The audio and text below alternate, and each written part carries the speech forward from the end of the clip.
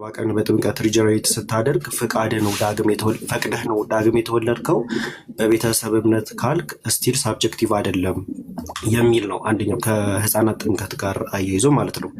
ፓሲቭ እና አክቲቭ ላይ ስላወራን ከዚህ በፊት አንደኛው ይሄ ነው። ሁለተኛው ደግሞ ከካውንስል ከጆን ካሲያን ስላነሳ ነው። የአንተ ትምህርት በጆን ካሲያን ሲያስተምረው ከነበረው ዘ ሰከንድ ካውንስል ኦፍ ኦሬንጅ 529 ማለት ነው ከተወገዘው ትምህርት በምን ይለያል ነው። ጆን ካሲያንን አንስተን ከዊል አኳያ ስለተናገርም ማለት ስላስተማርከን ዘን ካኖን ፎር እና ስፔሲፊካሊ ኮንፈረንስ 13 ቻፕተር 11 ይጠቅሳል። እነዚህ ሁለት ጥያቄዎች ናቸው ማለት ነው። አንደኛው ከኢንፋንት ባፕቲዝም አኳያ ከዊል አኳያ ፓሲቭ ዊልን ስላነሳን እንዴት ነው በህፃናት ጥምቀት ላይ የሚታየው ነው። ሁለተኛው ደግሞ ከጆን ካሲያን በሰከንድ ካውንስል ኦፍ ኦሬንጅ እንትን ስለተወገዘ አይነት ነገር ነው። አግኝተኛላ?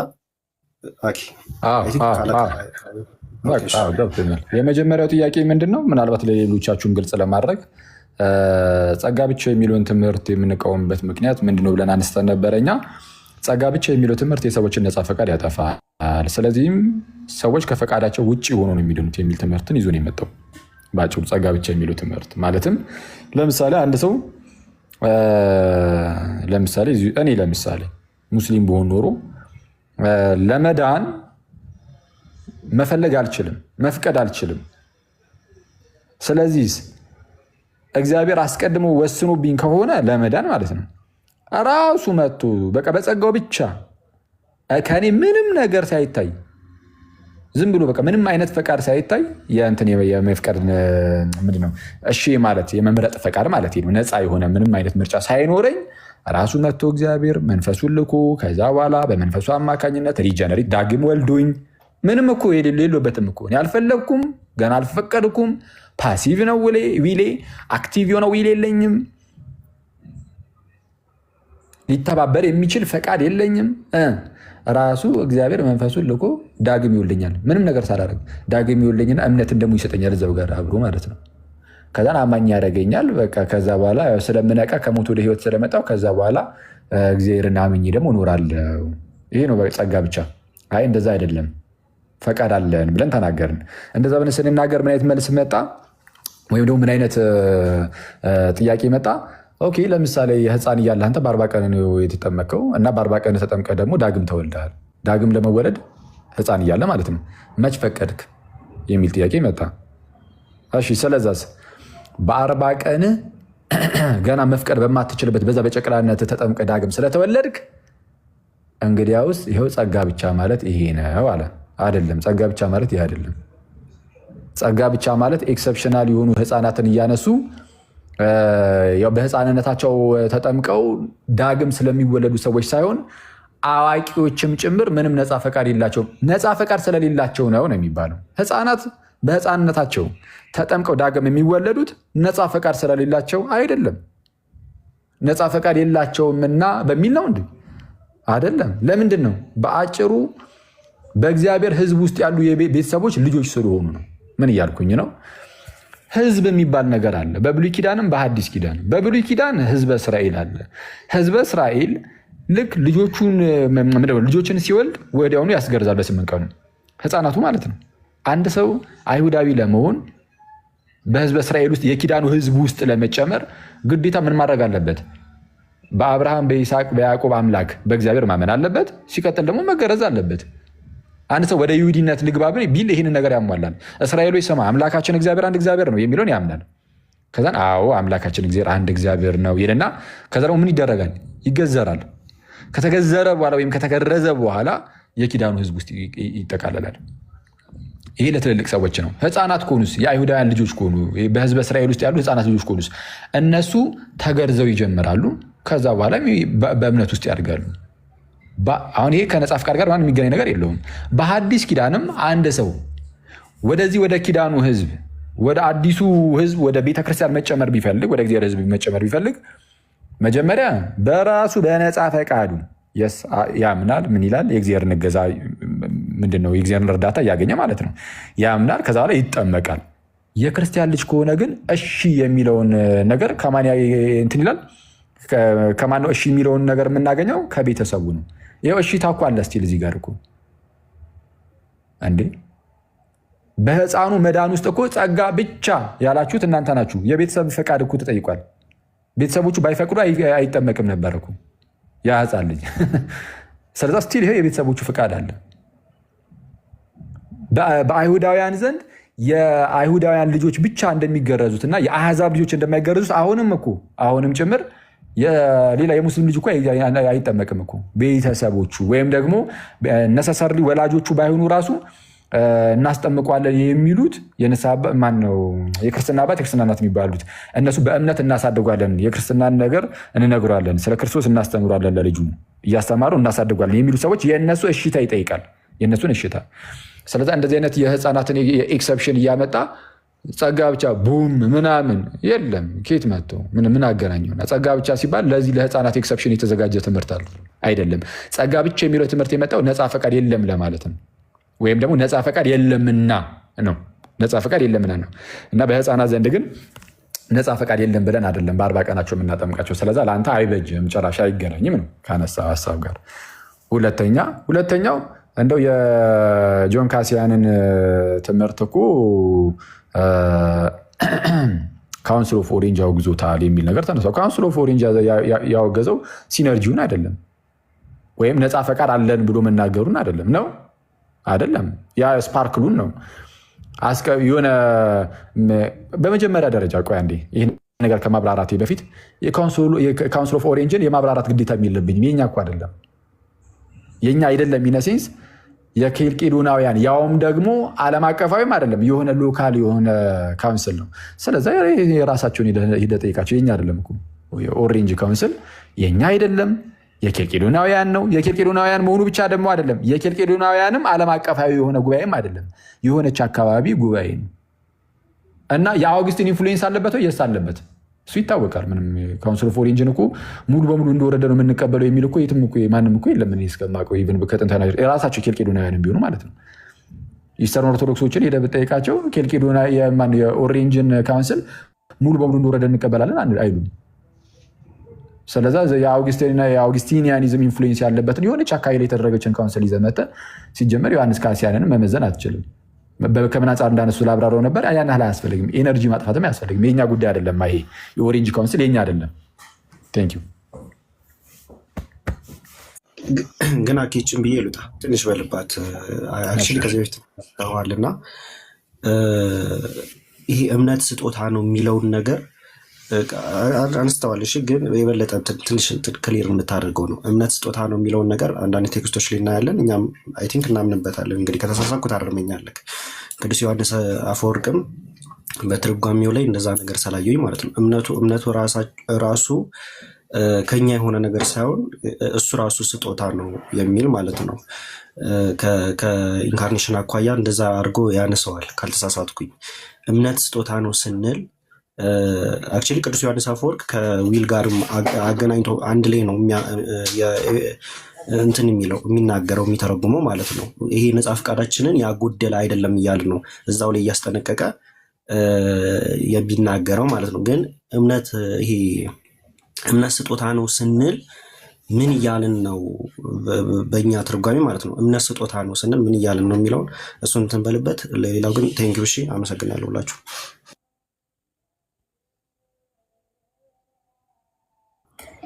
እሺ እምነት ስጦታ ነው ከሚለው ጋር በተያያዘ እምነት ስጦታ ነው የሚለውን ቃሉን አንቃወምም።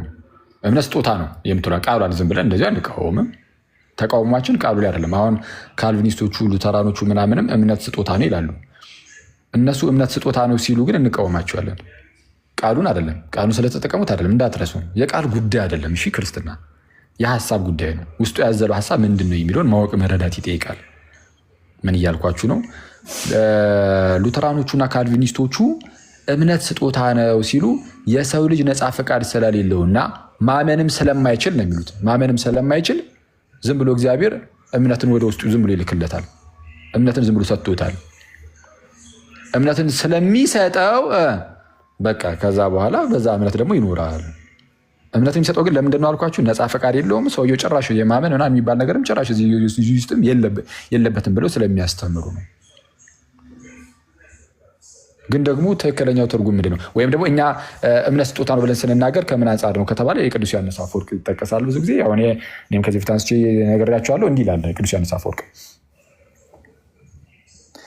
እሺ እንዲህ ይላል ትሩ ፌዝ ይልና በእምነት ነው የሚለው። ጸጋው በእምነት አድኗቸዋል የሚለውን ቃል ሲያብራራ ነው ቅዱስ ዮሐንስ አፈወርቅ። ጸጋው በእምነት አድኗቸዋል ይላል። አንድ በእምነት አድኗቸዋል፣ ግን ደግሞ ይህም ከእናንተ አይደለም ይላል። አሃ እምነቱም ከኛ አይደለም፣ ታዲያ ምን ማለት ነው የሚለውን ያብራራል። እሺ ጸጋው በእምነት አድኗቸዋል፣ ይህም ከእናንተ አይደለም ማንም እንዳይመካ የሚለውን ሲያብራራ ትሩ ፌዝ የሚለውን መጀመሪያ ነጥሎ ያብራራል። በእምነት የሚለውን then that on the other hand our faith will be not impaired. Here's also our part in the work and yet again cancels it and adds ብሎ in that እሺ narrow for ourselves ብሎ ይናገራል። በመጀመሪያ ደረጃ ነፃ ፈቃድን በማይቃወም መልኩ ከእኛ የሆነውንም ነገር ይናገራል ይላል። ነፃ ፈቃድ እንዳለ በሚያሳይ መልኩ ነው የሚለው።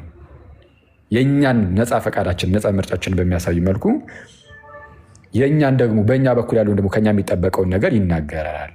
ምን ብሎ በእምነት ይላል። ጸጋ ያዳናችሁ በእምነት። ምክንያቱም ማመን ከእኛ ነው ማለት እኛ እናምናለን። ግን ማመን ከእኛ ነው ሲባል ግን ማለት ነው ዝም ብሎ የሆነ እምነት የሚባል ነገር ልክ እንደ መልካም ስራ ፈጥረን የሆነ በቃ ታምር የፈጠረን እንዳይመስል ግን እሱንም ካንስል ያደርገውና ደግሞ ምን ብሎ ይቀጥላል ይላል። አይ እምነትም ደግሞ ይላል ጳውሎስ ማለት ነው ሲናገር፣ ጳውሎስ ነው እንደዛ የሚለው። ይህም ከእኛ አይደለም ይላል። ከእኛ አይደለም ማለት ምን ማለት ነው የሚለውን ያብራራል። እሺ ምን ይላል? neither is faith he means of ourselves ከእኛ አይደለም እምነት አለ ምን ማለት ነው ይልና because had he not come ባይመጣ ኖሮ look ያው ተመልከቱ ጌታዬስ ባይመጣ ኖሮ ማለት ነው had he not come had he not called us how had we been able to believe ባይመጣ ባይጠራ ምናምን እንዴት ልናምን እንችላለን? መጥቶ ወንጌሉን ባይሰጠን በሉ ኑልኝ ባይለን ምን ሰምተህ ታምናለህ? እምነት ከመስማት ነው፣ መስማትን በእግዚአብሔር ቃል ነው ይላል።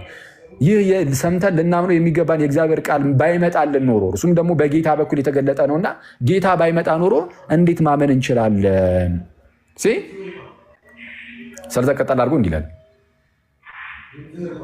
for how says he shall they believe unless they hear ካልሰሙ እንዴት ያምናሉ ብሎ እንደተናገረው ነው ይላል። ሮሚ ምዕራፍ 10 ያለውን ይጠቅስና ማለት ነው ባልሰሙትስ እንዴት አድርገው ያምናሉ ብሎ እንደተናገረው ነው።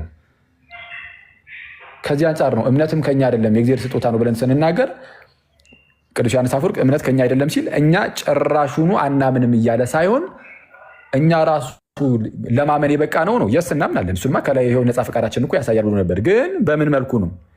የምርም የሆነ እንደ መልካም ስራ አድርገን እንድንቆጥረው ሳይሆን ጌታ ባይመጣ ኖሮ ትምህርቱን ቃሉን ባይሰጠን ኖሮ ባንሰማ ኖሮ ባላመንን ነበር። ለዛ ስጦታ ነው ተብሎ ከዚህ አንጻር ሊነገር ይችላል። ቅዱስ ዮሐንስ አፈወርቅ ስለዚህ ነው ያወራው። ቅዱስ ዮሐንስ አፈወርቅ ስለዚህ ነው ያወራው። ምንድን ነው ያለው?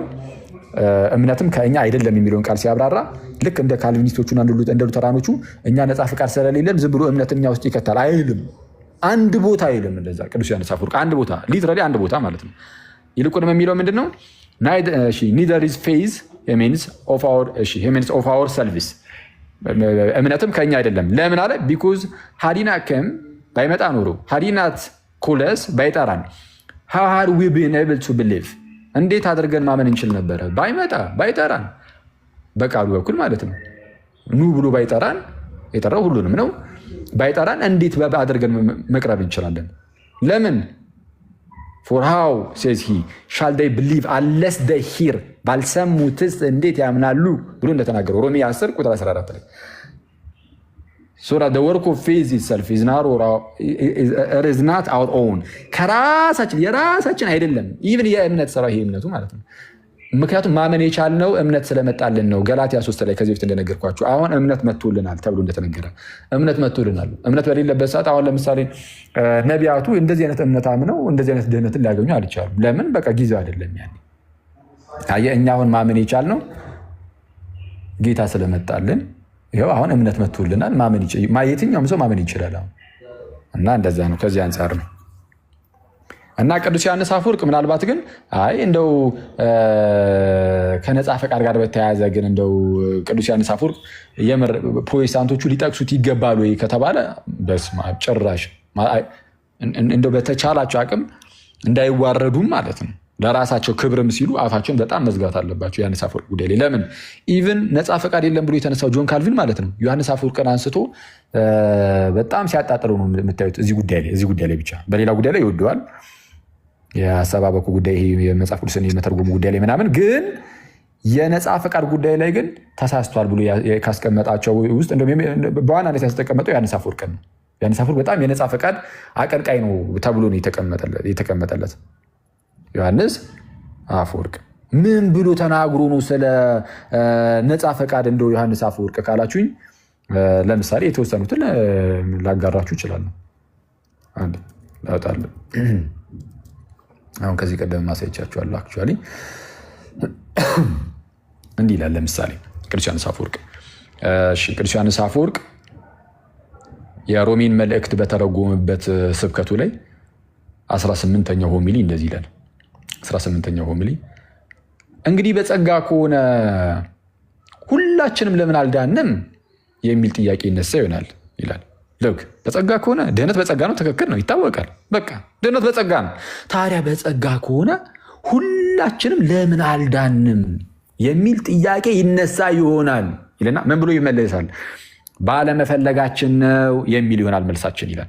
የመጀመሪያው መልስ ይሄ ነው፣ ባለመፈለጋችን ነው። አለቀ። አዎ ድህነት በጸጋው ነው። ታዲያ ለምን ሁላችንም አልዳንም ከተባለ ባለመፈለጋችን ነው። አየህ፣ ነፃ ፈቃድ አለ። ያልዳንከው ስላልፈለግክ ነው እንጂ ብትፈልግ ትድናለህ ነው። እሱን ደግሞ ለመረዳት ቀጣይ ምን ብሎ ይናገራል? ምክንያቱም ጸጋ ይላል፣ ጸጋ ቢሆንም እንኳን ስጦታ ቢሆንም እንኳን የሚያድነው ግን ጸጋ የሚያድነው እነማንን ይላል? አስቀድሞ የተወሰኑትን አይልም። ምንድን ነው የሚለው? ጸጋ ቢሆንም እንኳን የሚያድነው ግን የሚፈቅዱትን ነው ይላል። የሚፈቅዱትን እንጂ የማይፈልጉትን አይደለም ይላል። የሚፈቅዱትን እንጂ የማይፈልጉትን አይደለም። እንዲሁም ከእርሱ ዘወር የሚሉትን በእርሱ ላይ የሚጨክኑትን እና የሚቃወሙትን አያድንም።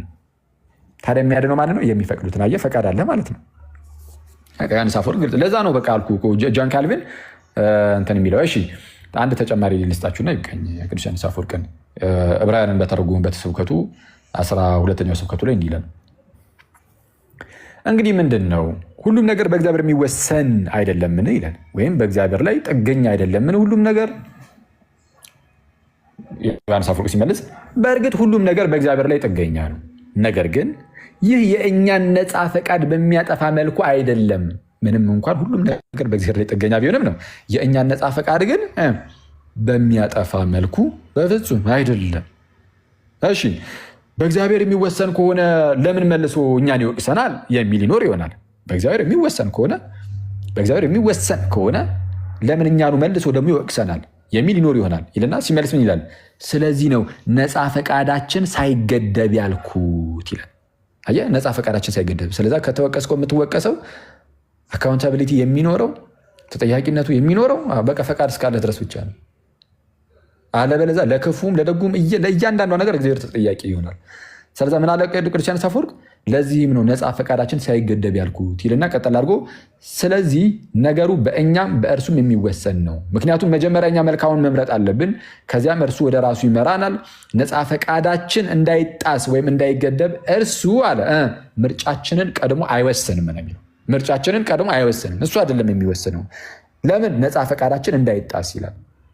ነገር ግን አንዴ ከመረጠን በኋላ እርሱ የሚያመጣልን እርዳታ ታላቅ ይላል እና በቃ መምረጥ ትችላለህ፣ ምርጫ አለ ብሎ በግልጽ። ለዛ ነው አልኳችሁ ቅዱስ ዮሐንስ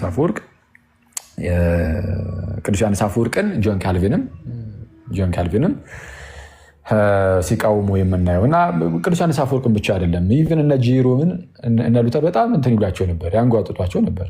ለምን? ጄሮም ነፃ ፈቃድን በጣም ያስተምር ነበር። ጄሮምን እና ኦሪጅንን በጣም ሉተር ይቃወማቸው ነበር፣ በተለይ ሁለቱን ማለት ነው። ጄሮም ደግሞ ማለት ማን ነው ካልን እነ ፔላጂዮስ በተነሱበት ሰዓት የነበረ ፔላጂዮስ ላነሳው እንግዲህ የምንፍቅና ትምህርት ተብሎ ለተነገረለት ማነው እንትናም ጄሮምም ምላሽ ይሰጥ ነበር። ተመልከቱ። ግን ለፔላጂዮስ ምላሽ ሲሰጥ ጄሮም ማለት ነው እንደ አውግስቲን አልነበረም። አውግስቲን እንደ መነናውያን ሆኖ መልስ የመለሰው የተወሰኑ ጉዳዮች ላይ ከታላቅ ይቅርታ ጋር ማለት ነው ወደ መነናውያን የሚጠጋ አይነት ነገር ሆኖ፣ ጄሮም ግን እንደ ክርስቲያን ነው። እንደ ክርስቲያን ማለት ነው ማለት ነው ከእርሱ በፊት እንደነበሩ አባቶች፣ በእርሱ ሰዓት እንደነበሩ እንደ ሌሎች አባቶች፣ ልክ እንደዛ ነው ምላሽን ሲሰጥ የምናየው። ነፃ ፈቃድን ባልጣሰ መልኩ ግን ያለ እግዚአብሔር ጸጋ ድህነት የለም ብሎ ይዘጓል። ነፃ ፈቃድን ግን ሳይጥስ ሳይረሳ አይተዋል። ሁለቱንም ነው የሚይዘው። ነፃ ፈቃድን አይረሳም፣ ያለ እግዚአብሔር ጸጋ ግን ድህነት የለም ደግሞ ይላል።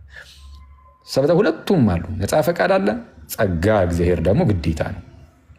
ስለዚህ እንዴት ነው ቤትህ ውስጥ ፀሐይ እንዲገባ ብትፈልግ ማለት ነው፣ ግን ፀሐይ ባትኖር ለምሳሌ በነፃ ፈቃድ ተጠቅመ መስኮትህን ብትከፍተው ፀሐይ ይገባላል?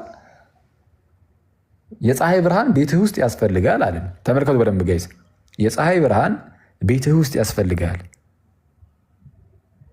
ከዛ ሄደህ ዝም ብለህ መስኮቱን ከፈትከው፣ ያው ነፃ ፈቃድን ተጠቅመ በቃ እስኪ ይግባልኝ ብለህ ከፈትክ። ፀሐይ ከሌለ የሚገባ ነገር ይኖራል? አይኖርም። ከገባም በውጭ ያለው ጨለማ ነው የሚገባው። ይህን ብቻ ግን እሱ ቀልድ ነው ትላለህ፣ ግን በቃ ፀሐይ አይገባም። የፈለግ ስትከፍት ውለህ ስትዘጋ ብታድር ፀሐዩ ከሌለ በተአምር አይገባም።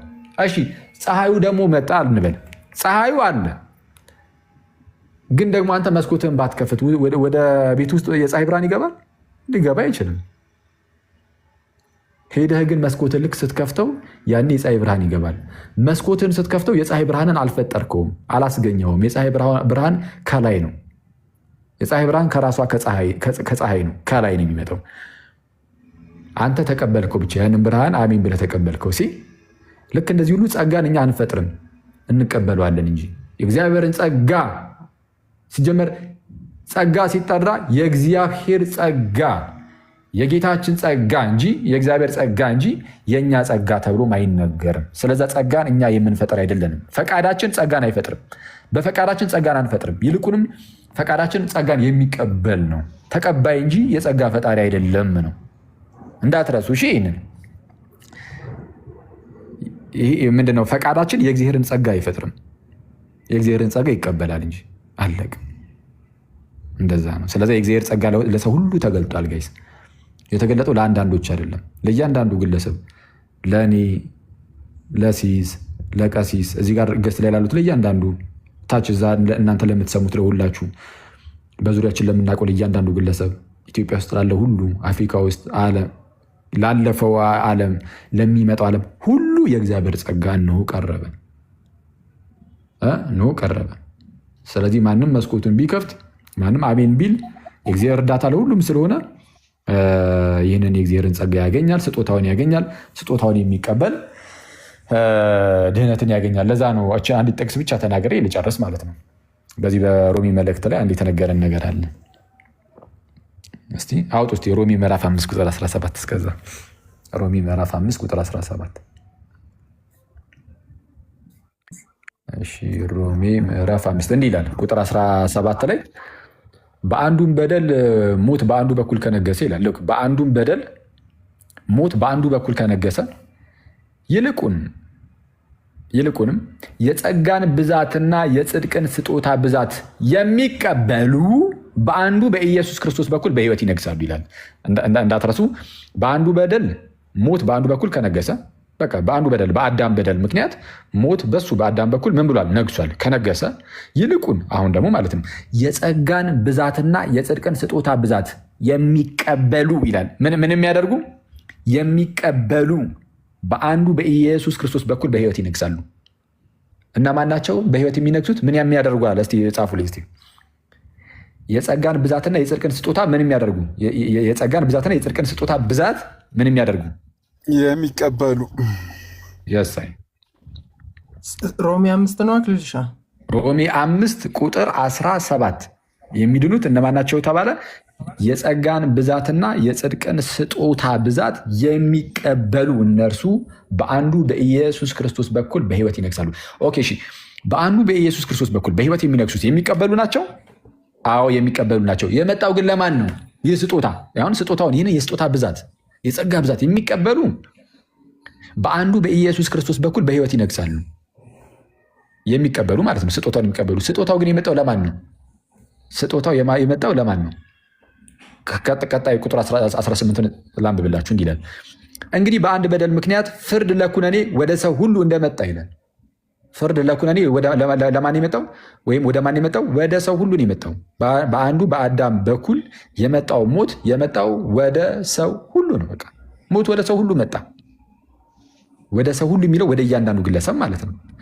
እንዲሁም ይላል እንደመጣ እንዲሁም ይላል። እንዲሁም ብሎ ከቀጠለ ልክ እንደዚሁ ማለት ነው። በተመሳሳይ ሁኔታ በአንድ ጽድቅ ምክንያት በጌታችን ማለት ነው ስጦታው ሕይወትን ለማጽደቅ ወደ ሰው ሁሉ መጣ አለ። ስጦታው ወደ ማን የመጣው ከተባለ ወደ ሰው ሁሉ። አሁን ስጦታ እኮ ነው፣ ጸጋ ነው፣ በቃ ያለቀ ስጦታ ነው። አሁን ስጦታው ወደ ሰው ሁሉ መጥቷል። የሚፈለገው ተቀባይ ነው። ምክንያቱም ከላይ ምን ብሎ ነበረ? የሚቀበል ወይም የሚቀበሉ በአንዱ በኢየሱስ ክርስቶስ በኩል በሕይወት ይነግሳሉ ተብሎ ነበር። ስጦታውን የሚቀበሉ። ስጦታው የመጣው ግን ለሰው ሁሉ ነው። ለእያንዳንዱ ግለሰብ ስጦታው መጥቷል። የሆነ ሰውን ይህንን ስጦታ ሳያገኝ ብታዩት ማለት ነው እግዚአብሔር ሲጀመር ስጦታውን ነፍጎት ነው ብላችሁ እንዳታስቡ። እንደ ካልቪኒስቶች እግዚአብሔር ሲጀመርም ሊሰጠው ስላልፈለገ ስጦታው ነፍጎት ነው አይደለም፣ ሰውየው ስላልተቀበለ ነው በራሱ ፈቃድ አለቀ እንጂ ስጦታው የመጣው ለሰው ሁሉ ነው። ለሰው ሁሉ ስጦታው መጥቷል። የሚቀበሉ ግን እሱን ያገኛሉ ማለት ከክርስቶስ ጋር በክርስቶስ በኩል በሕይወት ይነግሳሉ ማለት ሞተው ተነስተው ለዘላለም ከጌታ ጋር ይኖራሉ ማለት ነው። ካልቪኒስቶች ግን ምንድን ነው የሚሉን? አይ የለም በቃ ለሆኑ ለግለሰቦች አስቀድሞ ለተወሰነባቸው ይህ ነገር እንትን ብሏል አለቀም ነው። እንደዛ አይደለም። እግዚአብሔር ሁሉን ወዷል። ስጦታው ለሰው ሁሉ ነው። ጌታችንም የሞተው ለእያንዳንዱ ግለሰብ ነው፣ ለሁሉም ነው። ስለዛ ክርስቶስ የማዳን ስራ የሰራው አዎ ለሁሉም ነው። መጥቶ ሲሞት የሞተው የእኛን እምነት አይቶ አይደለም። መጥቶ ሲሞት የሞተው የእኛን አለማመን ምናምን ሁሉ እንደዚህ ነገሮችን አይቶ አይደለም። ለሚያምነውም ለማያምነውም ለሙስሊሙ ለሁሉም ነው ጌታችን ኢየሱስ ደሙን ያፈሰሰው። ለእያንዳንዱ አክቹዋሊ ሙስሊም ያንም የለም ግን ለእያንዳንዱ ግለሰብ ነው። ባጭሩ ለእያንዳንዱ ግለሰብ መቼም ኖሩ መቼም አልኖሩ ለእያንዳንዱ ግለሰብ ጌታ ደሙን አፍስሷል፣ ሞቷል። ስለዚህ የክርስቶስ ማዳን ለሁሉም ነው ያለ ልዩነት ማለት ነው። እንደዛ ነው። እሺ ቴንኪው። እሺ ቴንኪው፣ እናመሰግናለን። ፕሮፌት ፕሮፌት ሂድበት እስኪ። ፕሮፌት ያው እንግዲህ ፕሮቴስታንት ነው ይሄ ትምህርት እንግዲህ ስቃወመው እኔ ጋይስ የእያንዳንዱ ፕሮቴስታንት እምነት ነው ብዬም ደግሞ አይደለም። እሱን እንደውም ልናገር ስል አጋጣሚ ፕሮፌት ስትል አየሁት። ጥሩ ነው እሱ መኖሩ። ምክንያቱም የእያንዳንዱ ፕሮቴስታንት ትምህርት ነው ብላችሁም ደግሞ እንዳታስቡት። አሁን ላይ እየበዙ ያሉት እነሱ ናቸው እንዳየሁት ከሆነ እውነቱን ለመናገር ግን እስቲ ደግሞ ፕሮቴስታንት ሆነው ደግሞ ይህንን ትምህርት የማይቀበሉ ወንድሞችም ደግሞ አሉ። ቀጥል ፕሮፌት። እንዴት አለ? ሰላም ነው ወይ? እንኳን ደህና መጣ። እንኳን ደህና ቆያችሁ። ናኪ ሰላም ነው። ሁላችሁንም ሰላም ብያለሁ። ተባረኩ። መስገናለን። እሺ አዎ፣ ትናንትም የተወሰነ ለማለት ሞክሬያለሁ። ከሕፃን ልጅ ጥምቀት ከተነሳ ዮብ ስለጠየቀ ትንሽ እሱ ላይ ሪፍሬክት ላድርግና ወደ ቱሊፖቹ እመጣለሁ። እኛ እንግዲህ ታውቃለህ ሕፃን ላይ ህፃናት በሕዝቅኤል ምዕራፍ 18 ቁጥር 20 መሰረት ሞት የሚገባው ኃጢአት የሰራች ነፍስ ናት ይላል። ስለዚህ ህፃን ልጅ ምንም እንኳን የአዳም ድቀት ባህሪ ተካፋይ ቢሆኑም ነገር ግን የተቆጠረ ኃጢአት ሰርተዋል ብሎ አናምንም። መሞት የሚገባው ኃጢአት የሰራች ነፍስ ናት። ልጅ በአባቱ ኃጢአት አይቀጣም፣ አባትን በልጁ ኃጢአት አይቀጣም። ጻድቁ የጽድቅን ፍሬ ያገኛል፣ ኃጢአተኛውም የጥፋትን ዋጋ ያገኛል ብሎ ልጅ በአባቱ አባት በልጁ እንደማይቀጣና መሞት የሚገባት ኃጢአት የሰራች ነፍስ ብቻ ነው። ስለዚህ አንድ ብላቴና ሲወለድ ኃጢአት ሰርቶ ብለን አናምንም በሕዝቅኤል ምዕራፍ 18 መሰረት። ሌላው ደግሞ ዘዳግም ምዕራፍ 1 ላይ ቁጥር 39 ላይ ይማረካሉ ያልኳቸው ታናናሾች ክፉ በጎውን ለይተው የማያውቁት ልጆቻችሁ ምድሪቱን ይገቡባታል፣ ለእነርሱም እሰጣቸዋለሁ፣ እነርሱም ይወርሷታል። ስለዚህ ሕፃናት ሲወለዱ ክፉና ደጉን አያውቁም፣ የሚቆጠር ኃጢአት የላቸውም ማለት ነው። ይህም በጣም መሰመር አለበት። እዚህ በማቴዎስ ወንጌል ምዕራፍ 19 ቁጥር 14 ላይም ጌታ ኢየሱስ እንደዚህ አለ፣ የኢየሱስም ሕፃናት ወደ እኔ ይምጡ አትከልክሏቸው፣ መንግሥተ ሰማያት እንደነርሱ ላሉት ናትና ብሎ ይላል። ሕዝቅኤል ላይ ያለው ምንድን የሚለው መሞት የሚገባት ኃጢአት የሰራች ነፍስ ናት። ስለዚህ ሕፃን ልጅ ከእናቱ ማህፀን ሲወጣ የኃጢአት የመስራት ባህሪ ተካፍሏል በአዳም ምክንያት እንጂ የሚቆጠር ኃጢአት አልሰራም። ስለዚህ ጥምቀቱን አንድ ሪጀክት የምናደርግበት በዚህ ነው። ኃጢአት የተሰራ ካውንት የተደረገ ነገር የለም ብለን ስለምናምን ነው። ከዛ ባለፈ ቱሊፖቹ ላይ የሄድክባቸው አካሄድ በጣም አሪፍ ነው። አዘሆል አብዛኛው ፕሮቴስታንት አይቀበልም። ሲጀመር ይህን ቱሊፕ ቶታል ዲፕራቪቲ ሲመታ ሙሉ አምስቱም ይወድቃል ማለት ነው። ሲጀመር የመጀመሪያው ቁጥር 1 ላይ የተገነባው ትምህርቱ ለቶታል ዲፕራቪቲ ነው። አንኮንዲሽናል ኢሌክሽንም ሊሚትድ አቶንመንትም ኢሪዚስተብል ግሬስ እና ፕሬዘንስ ኦፍ ዘ ሴንት የሚለውም በእግዚአብሔር ኃይል ይጠብቃቸዋል የሚለው አንደኛው ቁጥር ላይ የተመሰረተ ነው። ቶታል ዲፕራቪቲ በታምር ሊመጣ የማይችል ክርስትና ትምህርት ነው። ምንም እንኳን ኦርቶዶክስ ካቶሊክ የፈለገ ክርስትና የራሱን ኦሪክል ቢይዝም ይህን ትምህርት ማመን ግን አንድ እንደ ክርስቲያን ከባድ ነው። እንደ ክርስቲያን ከባድ ነው። በተለይ ኢሴንሻል ነገር ላይ ዶግማዊ ነገር ላይ እንግባባለን ተባብለን አጠቃላይ የሰው ልጅ ወድቋል ከተባለ አስቸጋሪ። እንደ ማታ ዮናታን አብሮኝ ነበርና ስለ ዕብራውያን ምዕራፍ 11 እያየን ነበር ስለ እምነት። ታዲያ ቶታል ዲፕሪቭ ከሆኑ አብርሃም አመነ ይላል ከብሉይ ኪዳን ላይ። ተው ኤፌሶን ላይ መጥተን አይደለም ትምህርቱ የምናፈርሰው ሲጀምር። ኤፌሶን እኮ ማለት ገና ሐዋርያት ሥራ ምዕራፍ 19 ላይ ስታብሊሽ ያደረገት የአሕዛብ ቸርች ናት። ኖ ገና ስክሪፕቸር ሳይጻፍ ራሱ አዲስ ኪዳን ኤፌሶን ወንጌላት ላይ ሳይጻፍ ራሱ ብሉይ ኪዳን ላይ በአዳም ምክንያት አጠቃላይ ሰው ልጅ ተበላሸ ከተባለ አስቸጋሪ ኮንስኩዌንስ ምንድነው? የአዳም የመጀመሪያዎቹ ልጆች አቤልና ቃየል ውስጥ በእምነት የሚገኝ መስዋዕት አቀረበ ይላል። ታዲያ አቤል መስዋዕት ካቀረበ በእምነት ከየት ነው ያመጣው? ያን እምነት ቶታል ዲፕሪቭ ከሆነ ያ እምነት ከየት ይመጣል? ሌላው ኖህ ጋር ስትሄድም ኖህ ጻድቅ በእምነት የሚገኘው ጽድቅ ወራሽ ሆነ ይላል። አብርሃም አመነ ይላል። የብሉይ ኪዳን አባቶች ሁሉ አምነው ስለ ተስፋው ስለ ክርስቶስ ነው ዋጋ የከፈሉ። ስለዚህ ቶታል ዲፕሪቭ ሆናሉ ከተባለ ብሉይ ኪዳን ላይ ነው ትምህርቱ ሲጀምር ቶታል ዲፕሪቪቲ የሚፈርሰው እንኳን አዲስ ኪዳን ይቀርና። ስለዚህ እዚህ አዲስ ኪዳን ላይ መጥቶ 3-4 ጥቅስ ይዞ ዶክትሪን አይመሰረትም። ሲጀምር 30 ምናምን ሚሊዮን ጴንጤ ያለ አያምንም ነው የምልህ። አብዛኛዎቹ አሁን ቃሎት ውስጥ ያሉት የኬልቪን ትምህርት አራማጆች ናቸው። ነገር ግን ቱሊፖቹን በደንብ አያውቋቸውም። ቱሊፑ እንዲህ ነው ቢባል ቃሎትም አንድ ሰው አይቀመጥም። በእርግጠኝነት ነው የምላችሁ። ሉትራኖች ጋርም ስትሄዱ ቱሊፖቹን በሰክል ቢያውቋቸው አይቀመጡም ነው የምላችሁ። ማለት በጣም ሄረሲ ነው። ኢየሱስ ለተወሰኑት ነው የሞተው የሚል ትምህርት ይዞ ማን ይቀመጣል? ጴንጤስ ቢሆን እኮ ወንጌል እንዳሰብክ የሚያደርግ ጉዳይ ነው። እንኳንም ነካካው ጸጋ ብቻ ያው ከእናንተ ጋር የሚከፈትለው ነገር እንዳለ ቢሆንም እኛ ያው እናንተ ቤት እንዳለው የሚሸፋፈን ነገር አናደርግም። ይህ ስተት ነው፣ ስተት ነው። ኦፊሻሊ ከልቪን ያስቀመጡት ቱሊፕ ስተት ነው ብለን የምናምነው አንቀበልም፣ እናወግዟለን። አሁንም ይህን ትምህርት ራሱ ሚዲያ ላይ የተወሰኑ ሰዎች እንጂ አዘወል ፔንቴኮስታል ማለትም ኢቫንጀሊካል ሰርክል በዚህ ትምህርት አታምንም ነው የምላችሁ። ለምን? በጣም ቱሊፖቹ የተዘረዘሩ ሲመጡ ሰው እንኳን በአይምሮ ሊቀበለው የማይችል ነው። ፍሪ ዊልን የሚያሳጣ ነው። የሰው ልጅ ነጻ ፍቃድ የለውም። አዲስ ኪዳን ላይ ደግሞ ወደ 215 ጥቅሶች እመን ትድናለህ፣ እመን ትድናለህ። ማመን መዳን ከማመን ጋር የተያያዘ ነው። ጸጋውን ሪሲቭ የምናደርገው ፌዝ በሚባል አክሴፕሽን አፕሊኬሽን ነው። ጸጋውን እንደዚህ ዝም ብሎ ሪሲቭ ማድረግ አይቻልም። ማመን አለ። ማመን ደግሞ ሲባል ምን ማለት ነው ሲባል ሰርተን አይደለም።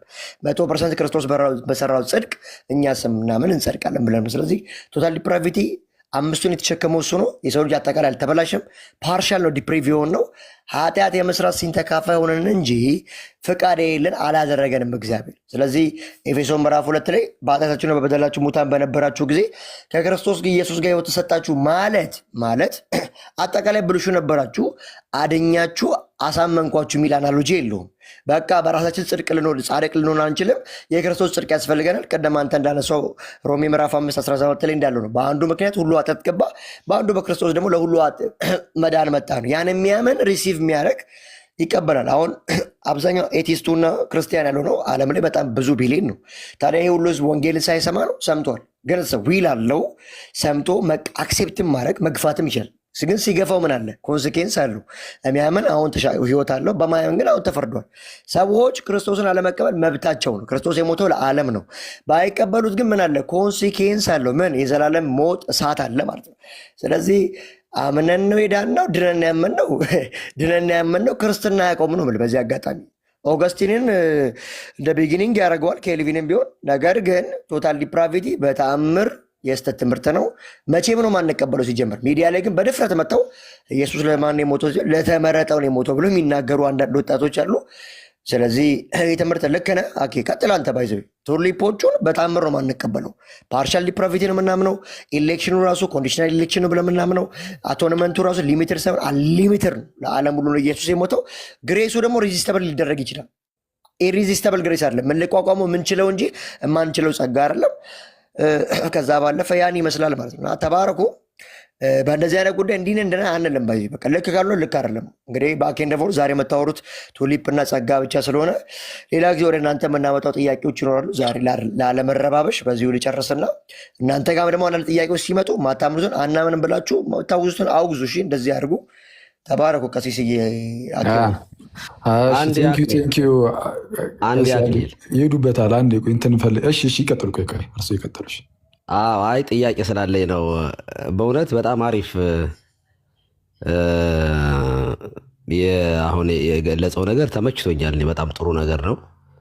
እንደው ይቅርታ አድርጉልኝና ይህ ፕሮፌት የሚል ስም ያለው ሰው በመጽሐፍ ቅዱስ በመረጃ የሚያወራ ሰው እኔ ባለፈውም ሰምቼዋለሁኝ። ፕሮፌት ሚኪያስ ጥሩ ነገሮች ነው ያወራው። በጣም ጥሩ ነገር ነው። ግን አንድ ጥያቄ መጠየቅ ፈልጌ ነው። አንቀበለውም ስትል ቱሊፕ በተመለከተ ምንድን ነው ሪትን የሆነ ዶክሜንት አላችሁ ወይ? አሁን ለማመን እኔ ይቸግረኛል። አሁን እንደ ጴንጤቆስጣል አይቀበሉትም ብዬ ለማለት እኛ ብለህ ስለሆነ ያወራኸው እንዴት ነው ማመን የምችለው? ይሄንን ነገር የተጻፈ ነገር አላችሁ ወይ? እንደ ግለሰብ ካልሆነ በስተቀር ኢንዲቪዥዋል ካልሆነ ለምሳሌ ካልቪኒስቶችም ሆነ የሉተራን ሪትን የሆነ ነገር አላቸው፣ ዶክሜንት አላቸው የሆነ ነገር የምናነበው። እንደ ጴንጤቆስጣል ግን አላችሁ ወይ? እኛ ብላችሁ የምትነግሩን እንድናምናችሁ ማለት ነው። አሁን የተናገርከውን ነገር ሌላው መጥቶ ነገ ሊያፈርሰው ይችላል። ሌላ ጴንጤ ይመጣና እቀበላለሁ ሊል ይችላል። አንድ ነን ምንም ልዩነት የለንም ሲል ልታየው ስለምትችል እኔ ይህንን እንደው ብታስረዳኝ ፕሮፌት። ቴንክ ዩ። እሺ ቀሲስ፣ አንድ ለምሳሌ ሙሉ ወንጌል ቸርች የምታምነው በቶታል ዲፕራቪቲ አታምነው፣ በታምር ነው የማታምነው፣ የስህተት ትምህርት ነው ብላ የምታምነው። ግን ሳሊቬሽን ላይ 5ቱ ሶላዎችን በመቀበል ሁላችንም አንድ ነን። እኛው ባይዘው የተጻፈ ነገር አላት ወይ? እኔ አሁን የጠየቅኩት አሁን ልክ እንደ መጽሐፈ ስምምነት ወይም ደግሞ እንደ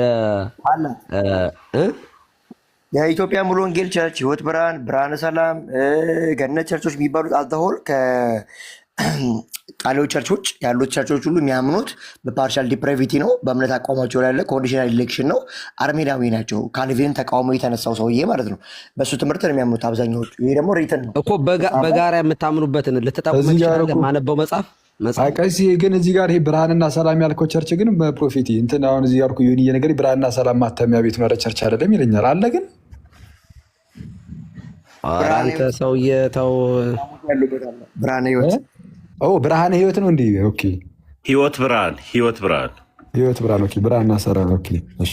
አዎ እኔ በጣም እውነት ለመናገር በቅንነት ነው ይሄን የምጠይቀው። እኔ በጣም ስለሚከብደኝ ነው። የሆነ ግለሰቦች አሁን እንደ ግለሰብ ትክክል ነው ፕሮፌት፣ የአብርሃምን የአቤልን እነዚህን ነገሮች ሁሉ የጠቀስኳቸው ነገሮች በጣም አብርሃም ከመጀመሪያው ይሄ በነገራችን ላይ በራባህ 38 ላይ የአይሁድ መጽሐፍ ላይ ራሱ አለ። ይሄ አብርሃም ከዘፍጥረት 12 ከመጠራቱ በፊት ጣዖቱን ሰብሮ ለትልቁ ጣዖት ዱላ አሲዞ አባቱ ታራ ሲመጣ የተሰባበሩ ጣዖቶችን ይሄ ትልቁ ጣዖት ሰበራቸው ብሎ እንዳለው የሚናገረው ታሪኩ በነገራችን ላይ በእኛ ቤተክርስቲያን ትራዲሽን በትውፊት አብርሃም የጣዖት አምላኪ ቤት እንደነበረ ጣዖት ቤት እንደነበረች ይሸጡ እንደነበረ የሚናገረው በአይሁድ መጽሐፍ ላይ አለ ይሄ ታሪክ። ስለዚህ አብርሃም እግዚአብሔርን መፈለጉን በአይሁዳውያንም ትውፊት ላይ በእኛም ቤተክርስቲያን ላይ ይሄ ትውፊት ከአይሁድ ያው ትውፊቱ ከእነሱ የተቀበልነው ነው ኦፍኮርስ ስላለን የአብርሃም እግዚአብሔርን መፈለግ እንደገና ደግሞ በነገራችን ላይ ቅድም አክሊል እናንተ ስትናገሩ እምነት የሚባለው ነገር በራሱ እኮ ከፍቹ መጀመር የለበትም ወይ? አሁን እምነት ጸጋ ነው ለማለት አይደለምም ለማለት እኮ እምነት ምንድን ነው ሲጀመር? እምነት ማመን መታመን ከሆነ እንደዚያ ነው የሚለው። አሁን የጋራ እንኳን መዝገበ ቃላታችን ራሱ የሚናገረው የመጽሐፍ ቅዱስ መዝገበ ቃላት እንደው ቢያንስ በጋራችን እንስማማለን ብዬ ስለማስብ ነው። እምነት ይላል። እምነት ማለት እግዚአብሔር ታማኝ አምላክ በመሆኑ የተነገረውን በፍጹም ልብ ተቀብሎ በእግዚአብሔር የተስፋ ቃል ላይ ማረፍ ነው ይላል። ሁለተኛ ጢሞቴዎስ 2:13 እና ቲቶ 3:8 ይጠቅሳል። አሁን እዚህ ጋር የምናየው በእኛ ቤተክርስቲያንም እምነት ማለት ማመን መታመን ነው። ማመን መታመን፣ የሚታመን አለ፣ የሚያምን አለ። ስለዚህ የሚታምነው እውነተኛ አምላክ አለ፣ የሚያምን ሰው ደግሞ አለ። ስለዚህ እምነት የሚባለው ስጦታ ነው አይደለም የሚለውን ራሱ ስናየው በወንጌል እናምናለን ስንል ወንጌል በራሱ ስጦታ ነው። አዎ ስጦታ ነው። ኦሪት በሙሴ እንደተሰጠ ጸጋና ሞገስ ወይም ጸጋው የተባለው ሕገ ወንጌል በኢየሱስ ክርስቶስ የተሰጠ ነው። ይህ ምንም ጥያቄ የለውም። እና እንትን መብራራት የለበትም ወይ ነው። ስጦታ ነው። አዎ ስጦታ ነው።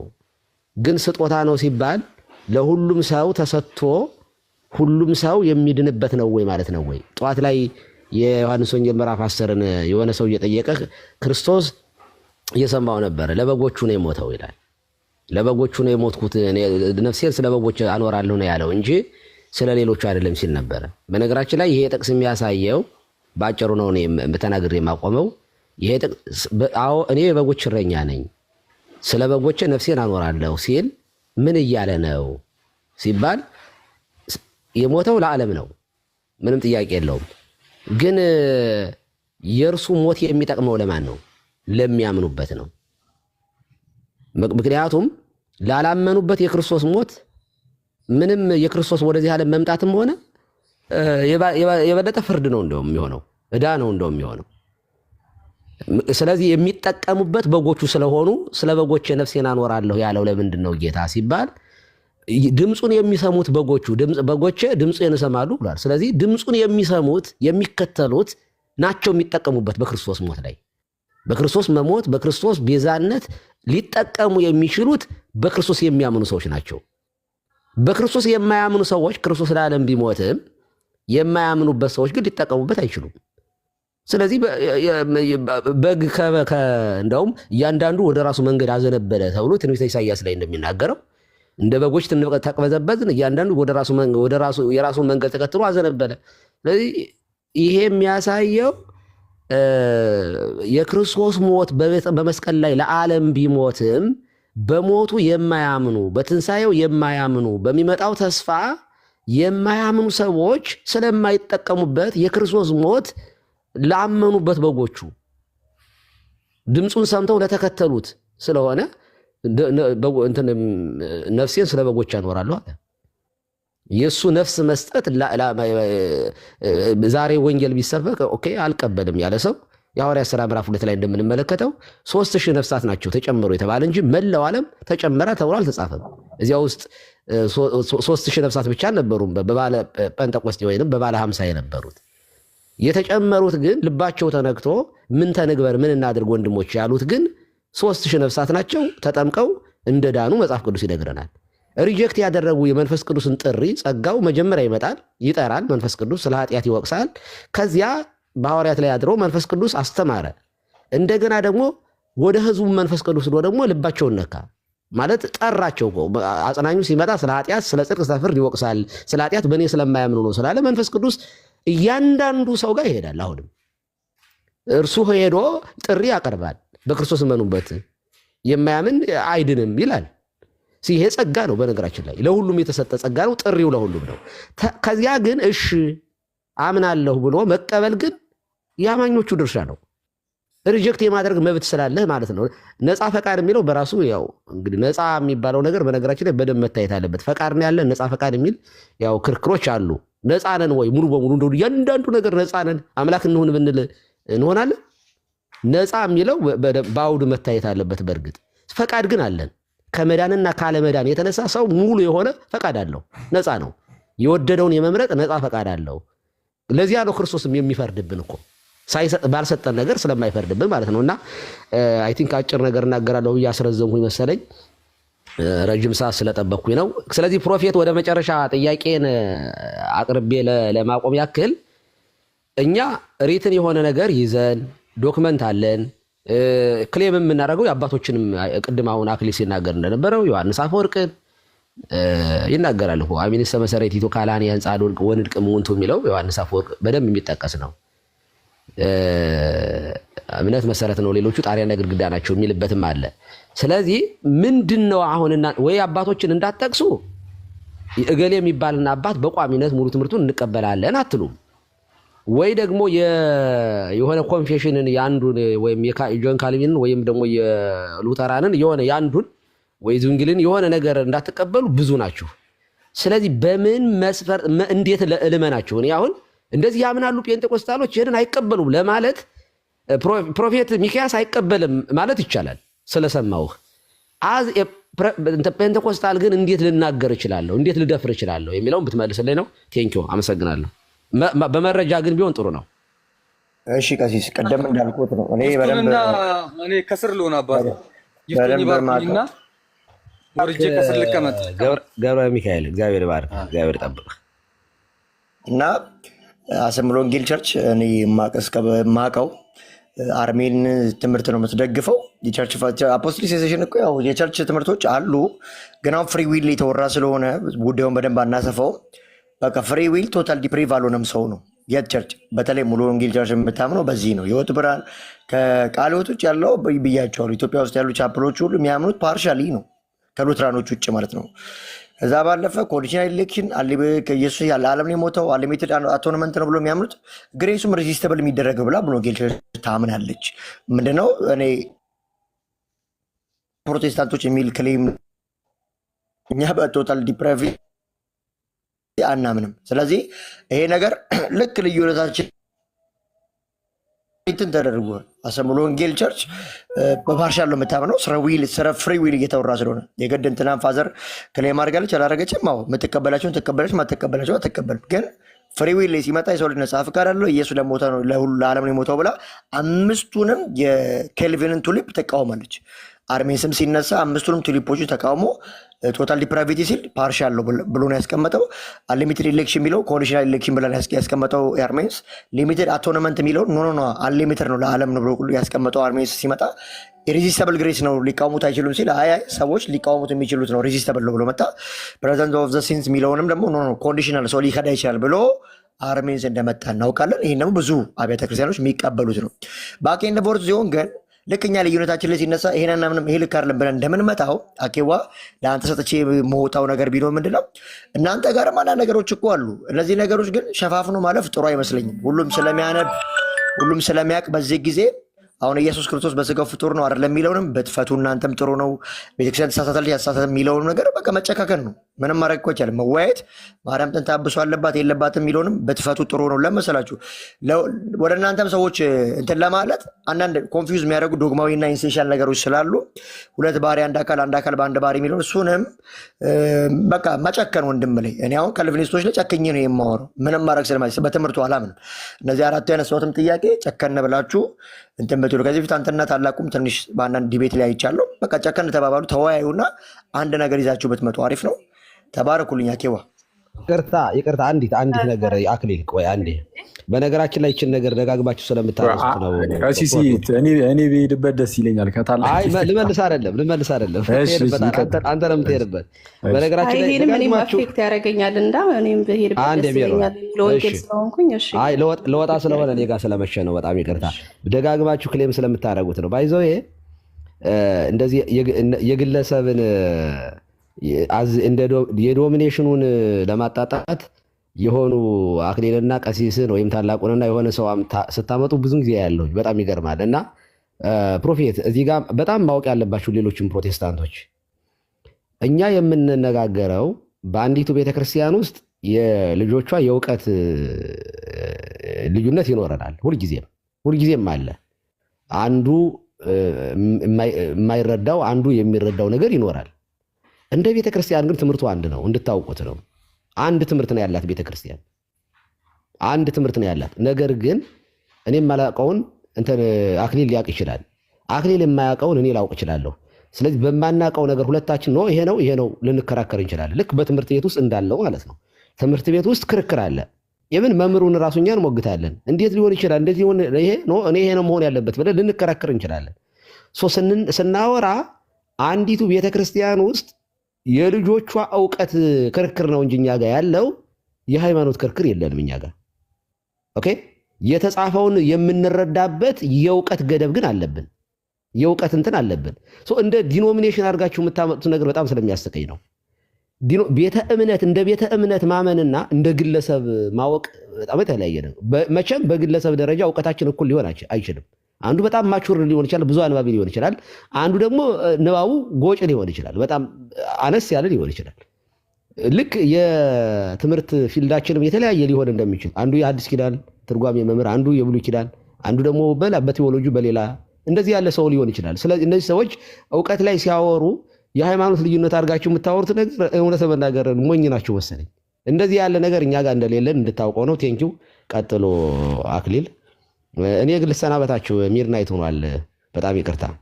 እሺ ቀሲ ያክብርልን። ሲሶ አለ ሰላሙን እናመሰግናለን። ሲሶ ስም አታጥፋ። ከዚህ በኋላ ኖ ሞር ስም ማጥፋት እና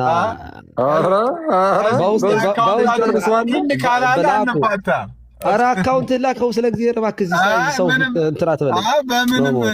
ፕሮፌትን ጠይቀውትን ቢሆኑ ይላኩኛ። ይህንን ሳቅህን እንዴ ፕሮፌት የት ሄደ? ፕሮፌትን አስገቡት እንጂ አስገቡት። ፕሮፌትን አካውንታችንን ከፕሮፌት ላይ ይሰዱ። ቀሲስዬ ሜሮን በጣም ሆት ነበረች። በጣም አሁን ሰሞኑን ጥሩ ነገር እያየሁባት ነው። እግዚአብሔር በሚያውቀው በጣም ጎበዝ ልጅ ናት። በጣም የምትረዳ ልጅ ናት። በርቻ ይዞሽ ከወንድሞች ጋራ ሳይወጡ ማለት ከሱ ጋር ከተቀጠያለሽ ሜሮንዬ እኔ ጋር ቤት ስከፍት እኔም ጋር እንትን አደረግሽ። ቆይ እንትን ይሄ ፎሎ ላድርግሽ። አንቺ አላረግሽኝም። መጀመሪያ አንቺ አድርጊ። እሺ አረጎታለሁ። አርጊዎት ነበረ ጠፍተው ነው። እኔ እዚህ ሀገር ነው ያለሽው ሜሮን? ሜሪዬ እኔንም አላረግሽኝ። በጣም ጥሩ ፎሎ አድርጊኝና በውስጥ ጽፍልሻለሁ። ስልክሽን እቀበላለሁ። ብዙን ጊዜ እኔ ላይቭ የማልገባው ረዥም ሰዓት ለመቆየት ጊዜ ስለማላገኝ በጣም ስለሚቸገር ነው። እና ባገኘሁት አጋጣሚ እዚያ ቤትም ስገባ አንዳንዶቹ ኧረ እባክዎት አይግቡ፣ ኧረ እባክዎት እንደ ሲሳይ ተጨፈጨፍኩ እኮ በቃ አልተረፍኩኝም። እና እኔ በቅንነት ለማወቅና ለመረዳት ለማስረዳት የምጥር ሰው ነኝ። በዚህ አጋጣሚ አምሶሪ አንዳንድ ምዕመናን በጣም ስትሳቀቁ አካክሊል ጀምሮ ማለት ነው እንደው ባይገቡ ሲል ሰምቼዋለሁ። አክሊልም እና እኔ ደስ እያሌ ለማውራት ነው የምገባው። ለማንኛውም አምሶሪ በእውነት ክህነቱን በጣም ለክህነቴ በጣም ትልቅ አክብሮት አለኝ። በጣም በጥንቃቄ በዚህ አጋጣሚ የምነግራችሁ በጥንቃቄ የምኖር ሰው ነኝ። መድኃኒዓለም በሚያውቀው ግብዝነት አይደለም። በጣም ለራሴ ቫልዩ እሰጣለሁ። ሙቼ እንኳን የሚነበበው ህይወት ታሪኬ በጣም የሚያሳስበኝ ሰው ነኝ። ሲሪየስሊ በጣም ተጠንቅቄ ነው የምኖረው በህይወቴ ውስጥ። ጻድቅ ነኝ ቅዱስ ነኝ እያልኩ አይደለም። እና ለክህነቴ በጣም ትልቅ አክብሮት ነው ያለኝ። ታዲያ ግን በጣም በወንጌል ጉዳይ ለማውራት በጣም ደስ ስለሚለኝ እዛም ቤት የምገባው እንደው ጥሩ እንደ አሁን ኤፍሬም ከኔ ጋር በጣም ጥሩ የሆነ እንትን ስለነበረ ነው ቤቱ የገባው። በኋላ ሌሎቹ ናቸው የረበሹት። እና ሶሪ አይግቡ በጣም ብዙ ኮሜንት ስለሚደርሰኝ ባዘራርጊያችሁ ከሆነ ምዕመናን በጣም ይቅርታ ለማለት ነው። ቴንኪው ሜሮን ቴክስት አድርግልኝ ስልክሽን እንደውልሻለሁ። ቴንኪው ባይ። እሺ ቀጥል። እሺና እኔ አንድ እንትን መግለጫ የኛን መስጠት ፈልጋለሁ ጊዜ ከሰጣችሁኝ 1-2 ደቂቃ። ከዛ አሁንም በተነገረው ላይ ሀሳብ አለኝ። በሙሉ ወንጌል መግለጫ አላት የተባለው ላይ በደስታ አንድ አክሊል ብሎ የጠየቀኝ ስላለ 2 ደቂቃ ብቻ ሜሪ በጣም ይቅርታ አድርጊልኝ ነው። አክቹዋሊ እውነቱን ለመናገር እንትን አሁን ቀሲስ የተናገሩት ነገር ስላለ ከሱ የተለየ ነገር አልናገርም። እኔ ያንኑ ነገር ለመናገር ነበረ ያሰብኩትም። ምንድነው እሱም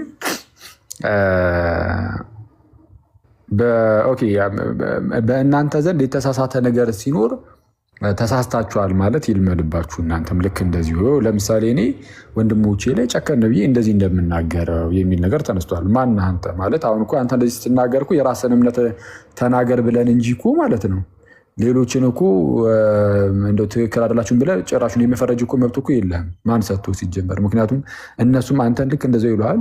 ምንም አታመጣም። አየው ፕሮፌት፣ እነሱም አንተን ጥፋ ከዚህ ይሉሃል።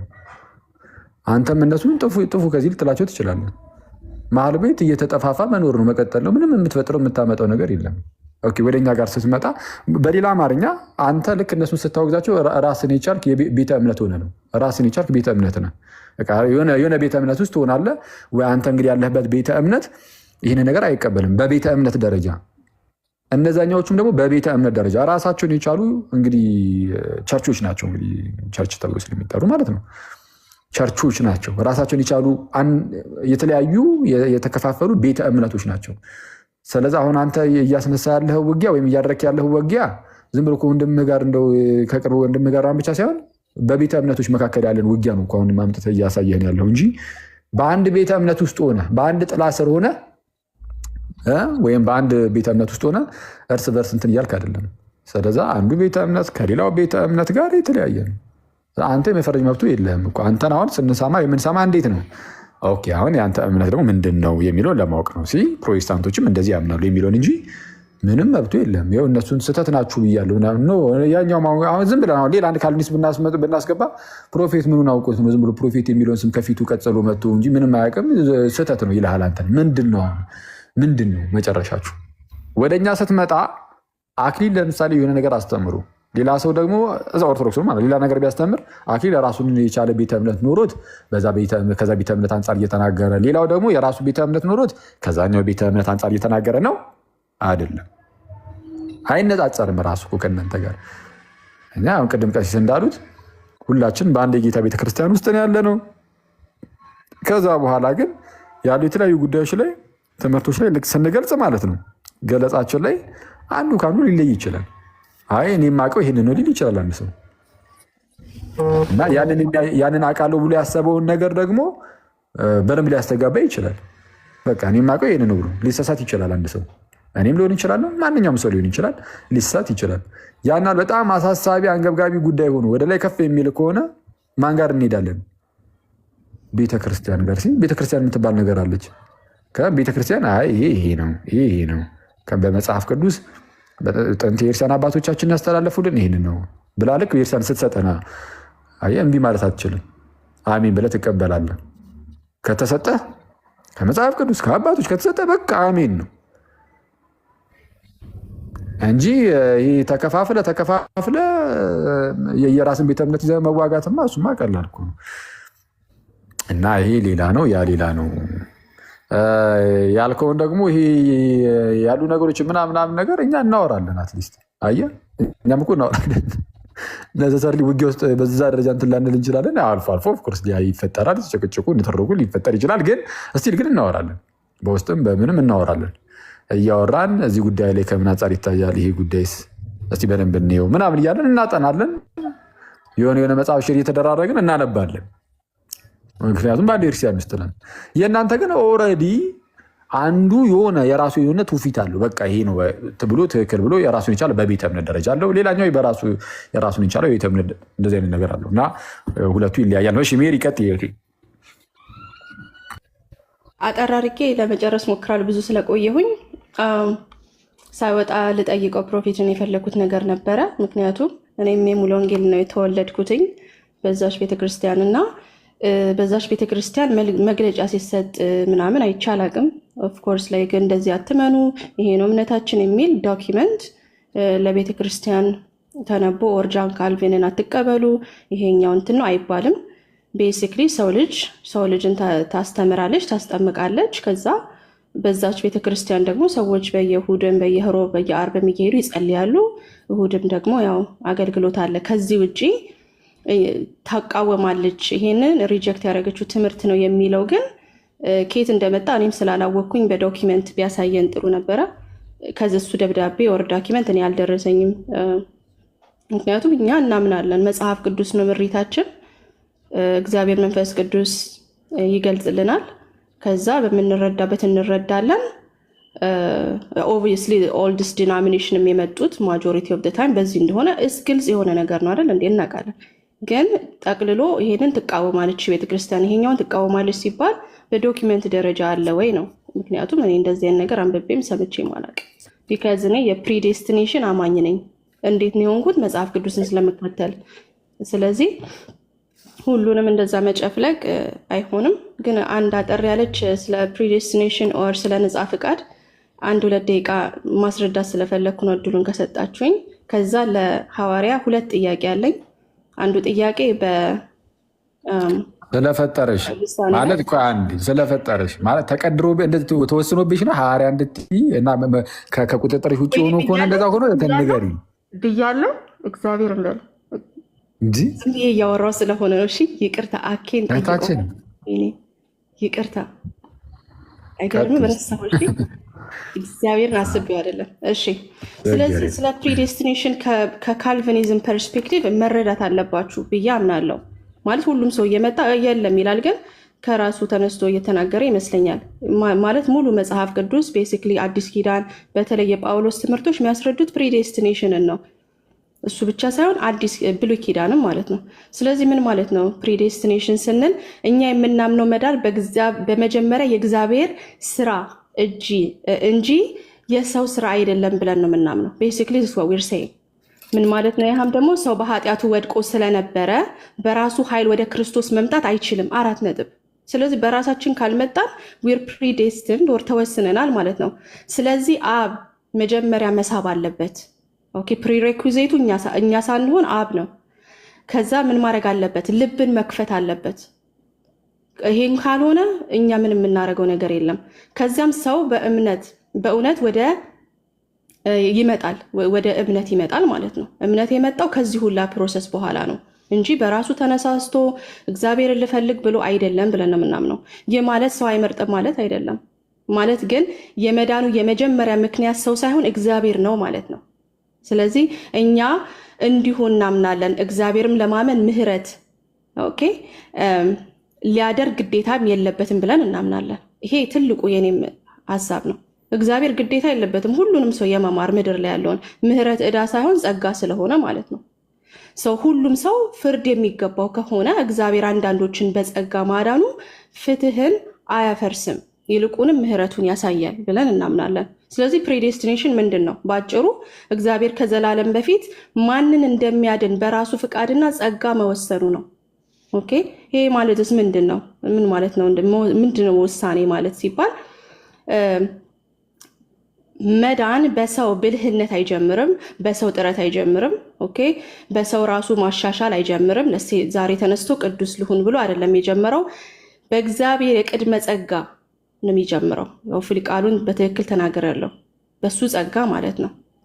እሺ ስለዚህ እሱ ጋር ከሆነ በኋላ ደግሞ እግዚአብሔር ራሱ መሳብ አለበት። ስቦን ደግሞ ለምንድነው ምክንያቱ? ለምንድነው እሱ መሳብ ያለበት? ምክንያቱም መጽሐፍ ቅዱስ በኃጢአት ውስጥ ወድቆ ነበረ ይላል። የሰው ልጅ ወድቋል። ስለዚህ ራሱን መሳብ ወደ እግዚአብሔር አይችልም።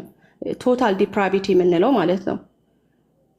ወደ ቶታል ዲፕራቪቲ እመጣለሁ። ምን ማለት ነው? ይሄ ኃጢአትን ይወዳል ማለት ነው። ለምንድነው እግዚአብሔር መሳብ ያለበት? ኃጢአታችንን ስለምንወድ ወደ እሱ መቅረብ አንፈልግም። በራሱ ክርስቶስን አይፈልግም። በራሱ ተነሳስቶ ክርስቶስን አይፈልግም። መንፈሳዊ ነገር በራሱ አይቀበልም እያልን ነው። እግዚአብሔር ወደ ራሱ ይሰበዋል ስንል ማለት ነው። ስለዚህ ይህንን ማን ብሎታል? ክርስቶስ ራሱ በዮሐንስ 6 ላይ ምን ብሏል? የላከኝ አብ ካልሳበ በቀር ማንም ወደ እኔ ሊመጣ አይችልም ብሎ ዘግቶታል ማለት ነው። ስለዚህ ይህ ቁጥር የሚያሳየን ምንድን ነው?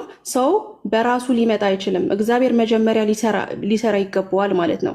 እግዚአብሔር ልብን ሊከፍት፣ ሰው ደግሞ በእውነት ሊቀበል ሊመጣ ይገባዋል ማለት ነው። ስለዚህ ይሄ ማለት ደግሞ ፍሪ ዊል የለም ማለት ነው ብላችሁ ጠይቃላችሁ። ታዲያ ፍሪ ዊል የቱ ጋር ነው? አዎ ፍሪ ዊልን 100% አንክድም። ኦኬ ሰው ይመርጣል፣ ይፈልጋል፣ ይወስናል፣ እናምናለን። እኛም ግን የወደቀ ሰው ፈቃድ በኃጢአት ምክንያት ተገድቧል ብለን እናምናለን። ነፃ ፈቃዱ ኦኬ ማለት ምን ማለት ነው? ሰው የሚፈልገውን ይመርጣል። ኦኬ ግን በተፈጥሮ ክርስቶስን አይፈልግም። ስለዚህ እግዚአብሔር ልቡን ሊለውጥ ይገባዋል መጀመሪያ። ኦኬ ስለዚህ ሌላው ደግሞ የሚመጣው ታዲያ እንደዚህ ከሆነ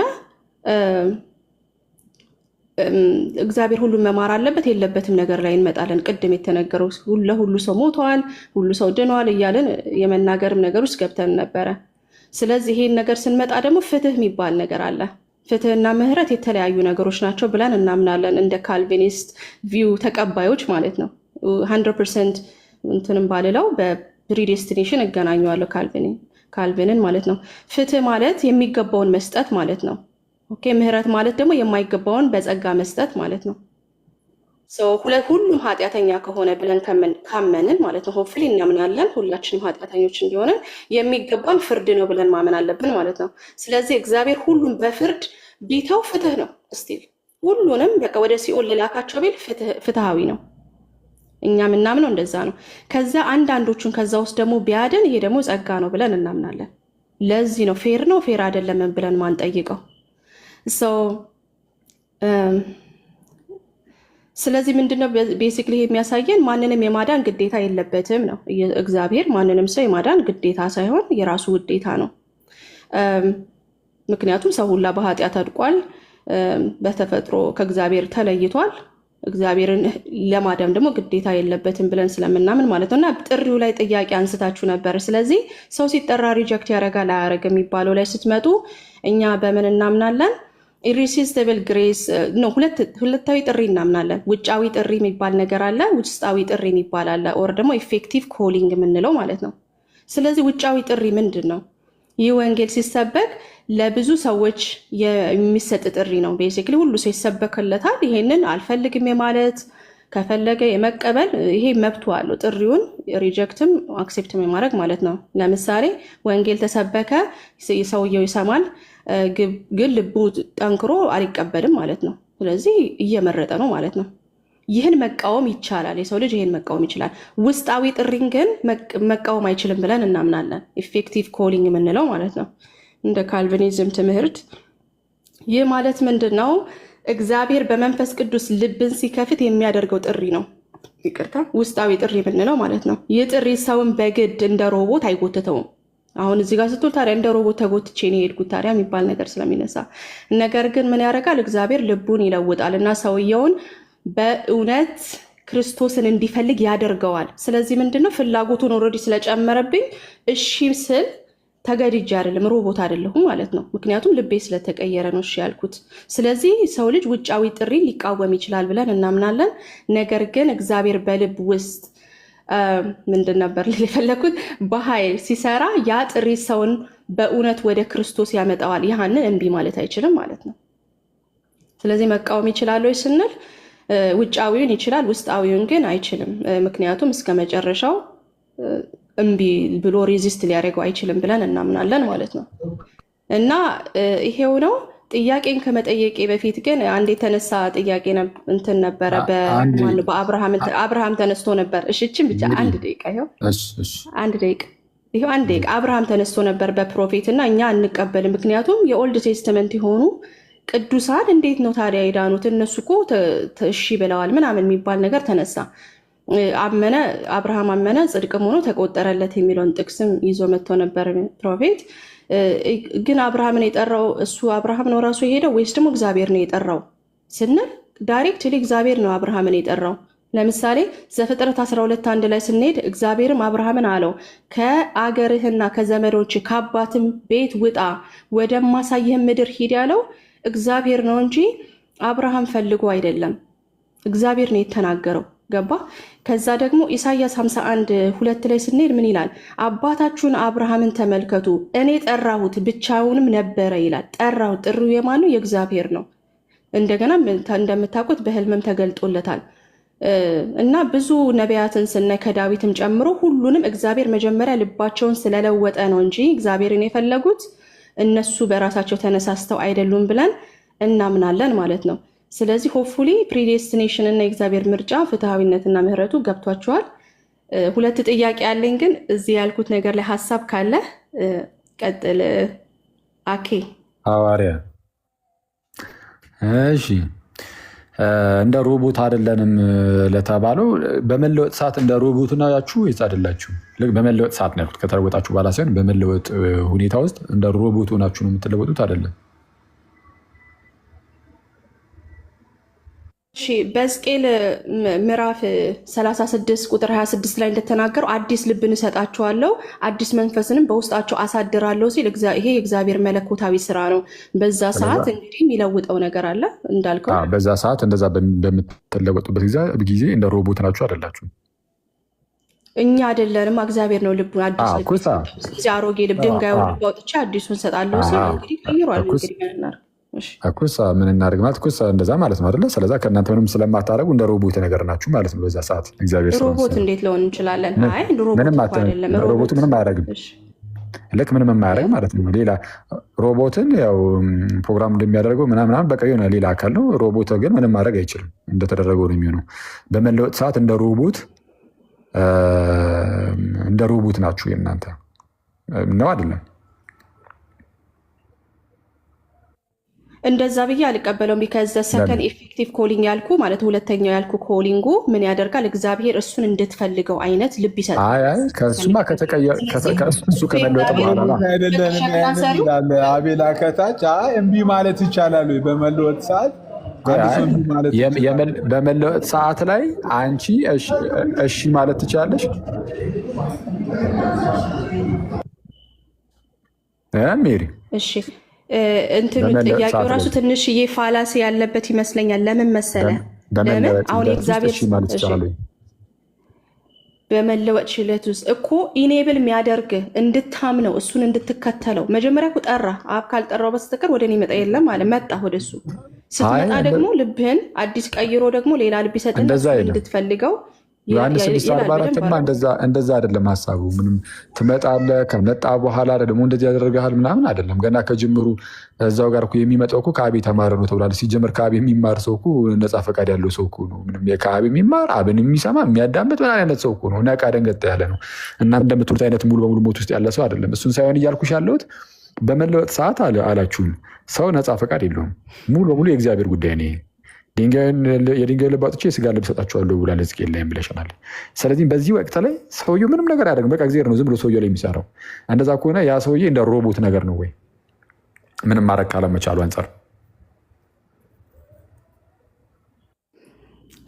ስንስ ይሄ ነገር እግዚአብሔርን ፕሌዥር ስለሚሰጠው የዓለምን ከንቱ ነገር ጠራሁኝ ብሎ ስላለ በቃ እሱን እንደዛ ብዬ ማለት አልችልም። እንደዛ እኔም ብዬ ምኔን ፐርሰናሊ እኔም ብትጠይቀኝ ከለወጠኝ በኋላ አዲስ ልብን ከሰጠኝ በኋላ እሱ ከጠራኝ በኋላ እኔ ፈልጌው ሳይሆን እሱ ከመጣ በኋላ እሱ የሚፈልግበት ዲዛየር ስለተሰጠኝ እከተሏል። በፈቃዴ ነው የምከተለው። ሮቦት እኮ ማለት ነው። ከመለወጥ በኋላ ያለውን አላልኩም። በመለወጥ ሰዓት ያለው አሁን እኮ ይኸውልሽ እንትን አለ። አሁን ራሱን ችሎ እንደዛ ማለት ትችላለህ። አንደርስታንድ እሺ፣ ጊዜ ላለመፍጨት እንደዛ ልትለው ትችላለህ። ማለት እሱ ስለሚያደርገው ስራውን አንተ ይድንን ፓርቲሲፔት። ስለዛ በመለወጥ ሰዓት እንደ ሮቦት ነው የሚለውን እንደዛ ማለት ትችላለህ ተብሏል። እሺ፣ ስለዛ ሮቦት አትልማ። እሺ፣ ግን እንደዛ ማለት ትችላለህ። ሮቦት ኦንጎይንግ ፋንክሽን ስላለው ሮቦት። ከዛ በኋላ ከሮቦትነት ደግሞ ወደ ህይወትን ይዘራባችሁ ነው አብራችሁ መተባበር ትችላላችሁ። ስለዛ የሆነ እሺ ችግር የለውም። እኛ አሁን ይህንን አንቀበልም ነው የምንለው። እኛ ደግሞ የእግዚአብሔር ስራ ነው። በመጽሐፍ ቅዱስ አስረድተህ ብትነግረኝ፣ ምክንያቱም አሁን ያልኳቸው ነገሮች ሜክ ሴንስ ያደርጋሉ። መጽሐፍ ቅዱስም ይደግፈኛል በብዙ ጥቅስ። ስለዚህ አይደለም ስትል ደግሞ has to come from the Bible።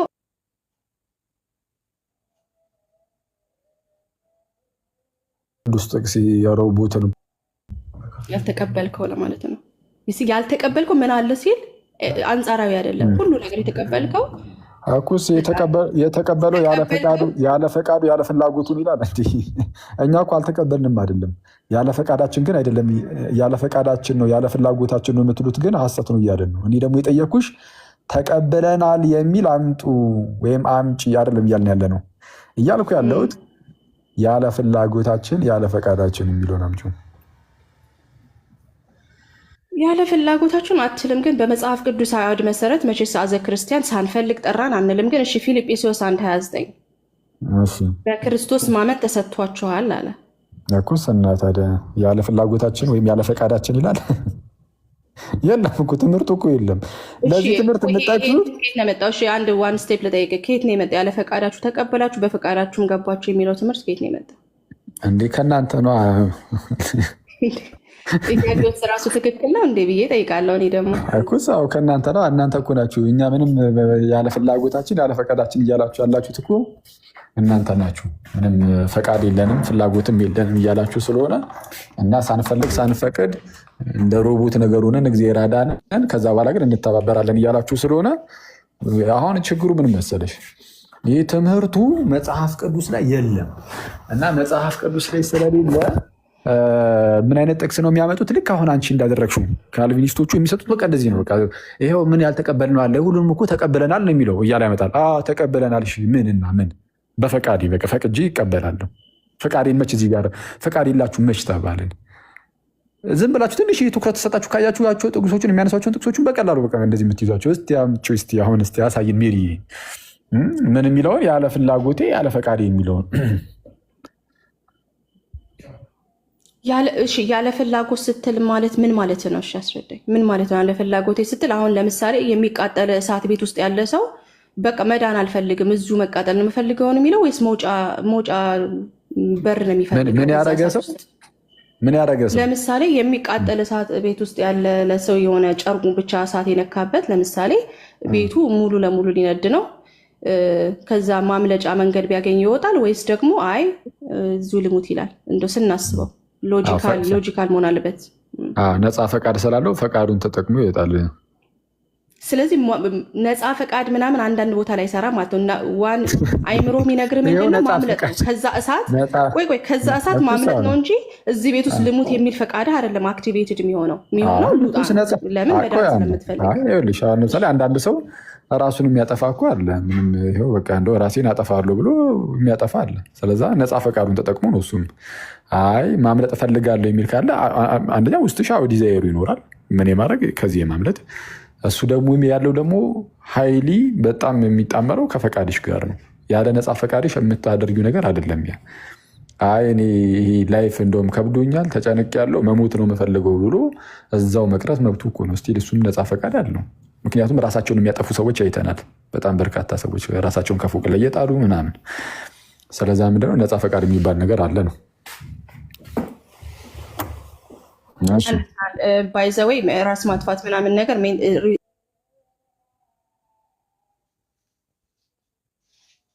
ያለባቸው ሰዎች ቴን ቱ ቲንክ እንደዚህ ነፃ ፈቃዳቸውን ሳይጠቀሙ ነው በሌላ መንፈስ በሌላ መንፈስ እኔ ልንገርህ ስለማውቀው ነው የምነግርህ። ስለማውቀው ሜሪ ምንም ሆነ ምን እንግዲህ ነፃ ፈቃዳቸውን አያወጡም ነው የምነግርህ። ነፃ ፈቃድ ስለሆነ እሱን አንጻራዊ አድርገን አይደለም የምናወራው። ኢንጀነራል ኖርማል የሆነ ሰው ያለ ነፃ ፈቃዳቸው የሚያደርጉት ነገር የለም። አሁን እነሱም ሆነ መውጣት የሚፈልገው መውጣት የሚፈልገው ላለመሞት ነው። ላለመሞት ግን መውጣትን ይመርጣል።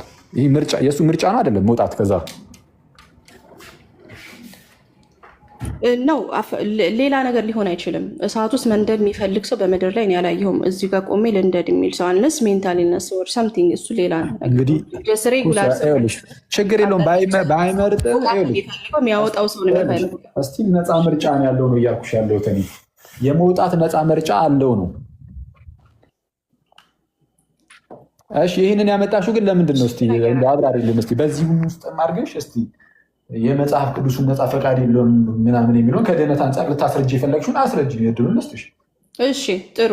ምን መሰለ ማንም ሰው ፍርድ ላይ ነው ያለው። የእግዚአብሔር ፍርድ ላይ ያለ ነፃ ፈቃዴን ተጠቅሜ ሲኦል ልግባ አይደለም የምትለው። እንኳን አይደለም እኛ ደካሞች የሆንን ሰዎች ሉሲፈር እንኳን ኦር ደግሞ የሰይጣን ላይክ የፎልን ኤንጅሎች እድል ቢሰጣቸው መግባት ነው የሚፈልጉት አይደል እንዴ? ይሄን መቼ ስናውቃለን። ቢካዝ እድል ቢሰጣቸው እሳት ውስጥ ለዘላለም መቃጠል አይደለም የሚፈልጉት። ብለዋል እኮ ለኢየሱስ ክርስቶስ ያለ ጊዜያችን ለምን መጣህ ልታሰቃየን ነው ወይ ያሉት። ለምን ሄት መሰቃየት የሚፈልግ ከሴጣን ጀምሮ አሁን ለሰይጣን እድል ቢሰጠው ይድናል ያልሽበትን ምክንያት እዚህ ይመርጣል ይህንን ምርጫ ያመጣል ያልሽው ኬት ነው? ከእግዚአብሔር ጋር የመኖር ምርጫ አለው ያልሽው ከምን አንጻር ስትለኝ ከፍርሃታቸው አንጻር ኬት ነው ያመጣሽው ነው እንጂ ኬት ነው ያመጣሽው? አዎ ከፍርሃታቸው አንጻር ምንድነው ፈርተዋል። በጣም ወደውት ቢሆን ኖሮ መጣልን ሲመጣባቸው እግዚአብሔር ልጆች በጣም አስፈሪ ነው። የእግዚአብሔር ቁጣ ማለት ነው። ዝም ብሎ ምንቀል ሴጣን እንኳን የሚፈራው ቁጣ ነው ማለት ነው። ወደውት አላልኩም።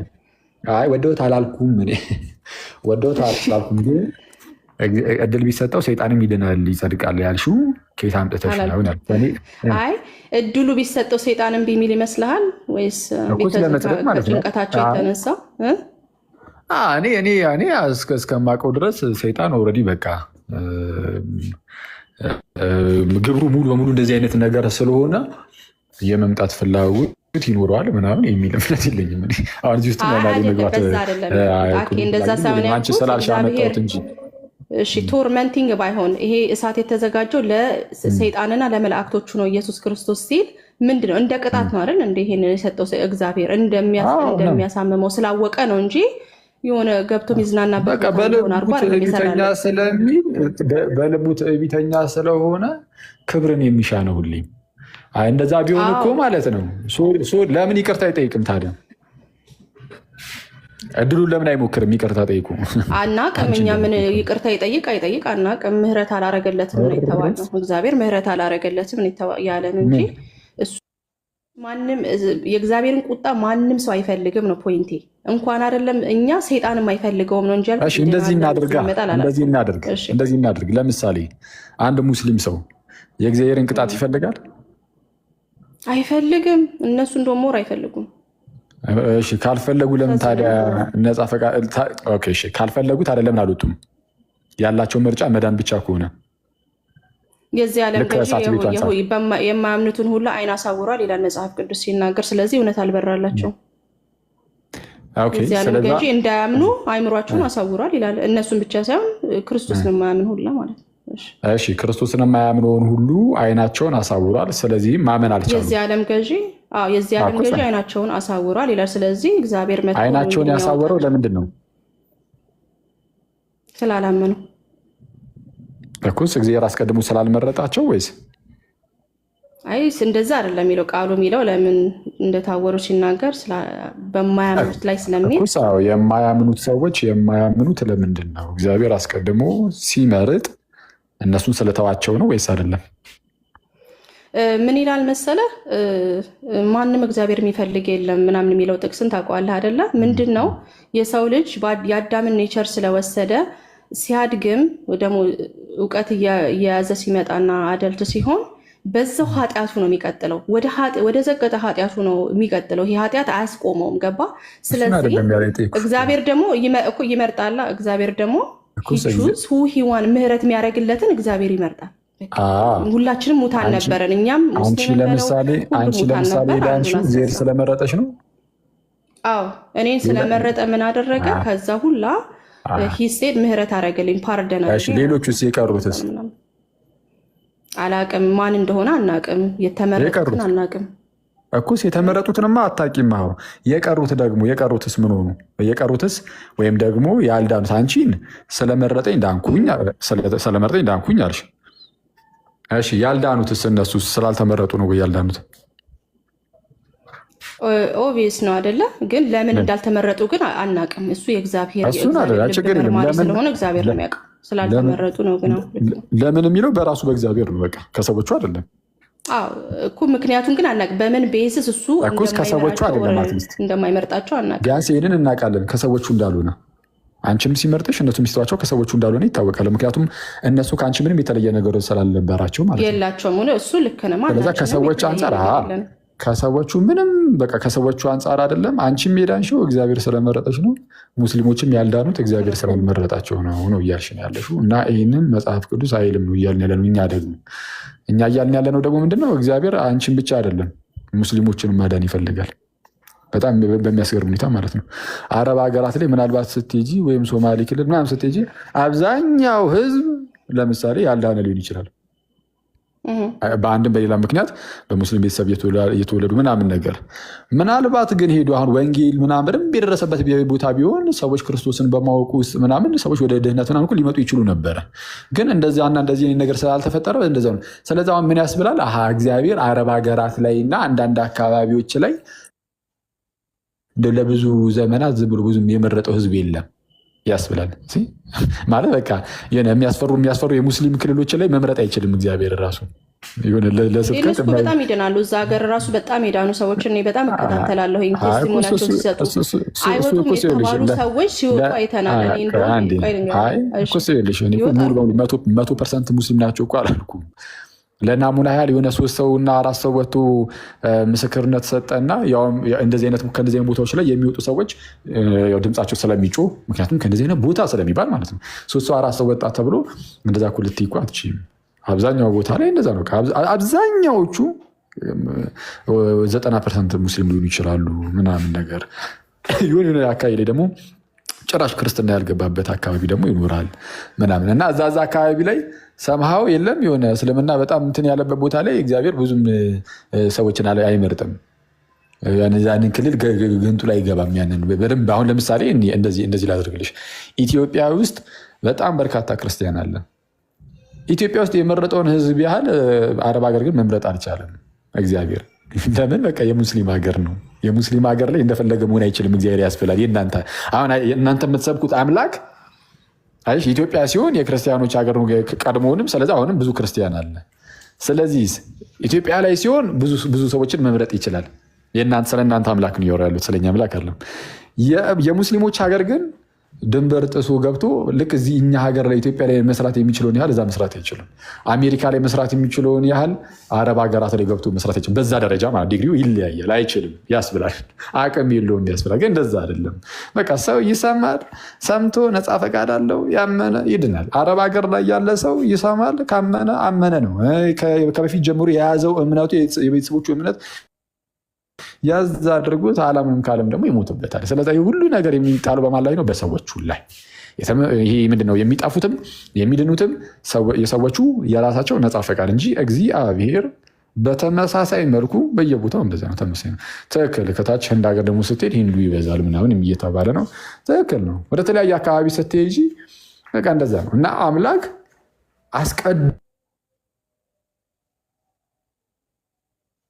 ሶሪ ተቋርጬ የነበረ አስቀድሞም በክርስትና የመጡ ሀገራት ላይ ሲሆን ብዙ ሰዎችን መምረጥ ይችላል። ከዛ ውጭ ግን አቅም የለውም ያስብላል። እና አቅመ ቢስ ሲሆን አምላክ ነው እየሰበካችሁ ያላችሁት ብዬ አስባለሁ። እንደኔ ማለት ነው። ሉዓላዊ ነው አላችሁ እንጂ ግን አቅም የለውም። አቅም ካለው ኢትዮጵያ ላይ በሚመርጠው ልክ ለምን አረብ ሀገር ላይ ለምን ተይው፣ ኢትዮጵያ ውስጥ ማለት ነው እዚህ መሀል አካባቢ ላይ በሚመርጠው ልክ ለምን ሶማሌ ላይ አልመረጠም? ወይስ የሶማሌው እንደ አካባቢ ያየውና ያኛውን አካባቢ ትቼዋለሁ እያለ እየተሆነው ለምን ሶማሌ ላይ መሀል አካባቢ ላይ በሚመርጠው ልክ አልመረጠም? ወይም ሰሜኑ ላይ ምናምን ደቡባዊ ላይ ማለት እንችላለን። ፕሮቴስታንቶች ስላሉ እንግዲህ ብዙ የዳኑ ሰዎች አሉ ተብሎ ይታመናል ብዬ አስባለሁ በእናንተ። ስለዚ እዛዛ ላይ እንደመረጠው ለምን ሶማሌ ላይ አልመረጠም? የውጩም ሶማሌ የእኛ ሀገሩም ሶማሌ ላይ አፋር ላይ ለምን በደንብ አልመረጠም? ሶማሌ አልኩኝ እንደውም አፋር ማለት በጣም ይቅርታ። አፋር ላይ ለምን በደንብ አልመረጠም? አፋር ላይ በቃ አቅም የለውም ካለው ለምን በቃ የሙስሊም አካባቢ ነው። አጋጣሚ ሆኖ በሆነ አጋጣሚ ከሆነ ሰዓት ጀምሮ ሙስሊሞች በጣም እዛ ላይ እንትን ስላሉ ሰዎች በቀላሉ ክርስቲያን መሆን አይችሉም። እና ሉዓላዊ ነው በጣም ሀያል ምናምን ትላላችሁ እንጂ አቅመ ቢስ ታደርጉታላችሁ አምላክን ብዬ አስባለሁ። እና መጽሐፍ ቅዱሳችን ግን ድህነት ለሰው ሁሉ መጥቷል፣ ሰዎችን ሁሉ የሚያድን የእግዚአብሔር ጸጋ ተገልጧል ተብሎ ተነግሯል። ይህንን የተገለጠውን የእግዚአብሔርን ጸጋ ደግሞ የሚቀበል ሁሉ እርሱ ይድናል። ኢትዮጵያዊ የለም፣ ሶማሊያዊ የለም፣ የአፋር ማን ነው? ይቅርታ ሶማሌ የውጭን ሶማሌ ማለት ነው ትላል። ኢትዮጵያ ውስጥ ሰሜኑ የለም። ኧረ ልልበስ እና እሺ እንትን ጎንደር ሰሜኑ የለም፣ ምዕራብ የለም፣ ምንድነው ምስራቅ የለም፣ ደቡብ የለም ምናምን፣ አፋር የለም፣ ጎንደር የለም፣ ደቡብ የለም ምናምን። በቃ ለሁሉም የሆነ የእግዚአብሔር ጸጋ ተገልጧል። ሶማሊ ላይና አፋር ላይ ቀዝቀዝ የሚል ጸጋ የለም፣ ሰዎቹ ካልፈለጉ እንጂ በስተቀር ማለት ነው። አፋር ላይ ቀዝቀዝ፣ ሰሜኑ ላይ በርታ የሚል ወይም ደቡብ ላይ በርታ የሚል የለም። ኧረ እዚህ ጋር ሊገለኝ ነው። ቻው በቃ ጋይስ፣ እዚህ ጋር በጣም ተያሱ ልወጣ ነው። ሚሩን በቃ እናወራለን። ሲሶ ሌላ ጊዜ እኔ እኮ በቃ አንዴ ተጀምሯል ብዬ እኮ ቶፒኩ እኮ እንትን አልኩ። ቴንኪ ሁላችሁንም አመሰግናለሁ። ነገ ከነገ ወዲያ በዚህ ርዕስ እንገናኛለን። ሌሎችም የሚከፈቱ ቤቶች ካላችሁ ይህን ርዕስ እንግዲህ እስክናደሞ ግድ ነው። ይህ በጣም መድማት ያለበት ርዕስ ነው። ከፕሮፌት ጋር በነገራችን ላይ ሲስዬ ሚስጥራት ላይ እንቀጥላለን በልልኝ። ጥምቀትና ቅዱስ ቁርባን ላይ ደግሞ እሳቸውን ይዛቸዋሉ። ፕሮፌትን ጥምቀትና ቅዱስ ቁርባን ላይ እንይዛቸዋለን። በጎን እነዚህኛዎቹን ይህ ነፃ ፈቃድ ጸጋ ብቻ ምናምን የሚባል ትምህርት ላይ እንይዛቸዋለን። በቃ በአጭሩ ማንም አይተርፍም። ከተከታላቂ ይቅርታ፣ ስቀልድ ነው እየቀለድኩ ነው ደግሞ። ስማ እደውልልሃለሁ። ልትወጣ ነው? ላይቭ ነው የምልህ። በቃ እደውልልሃለሁ።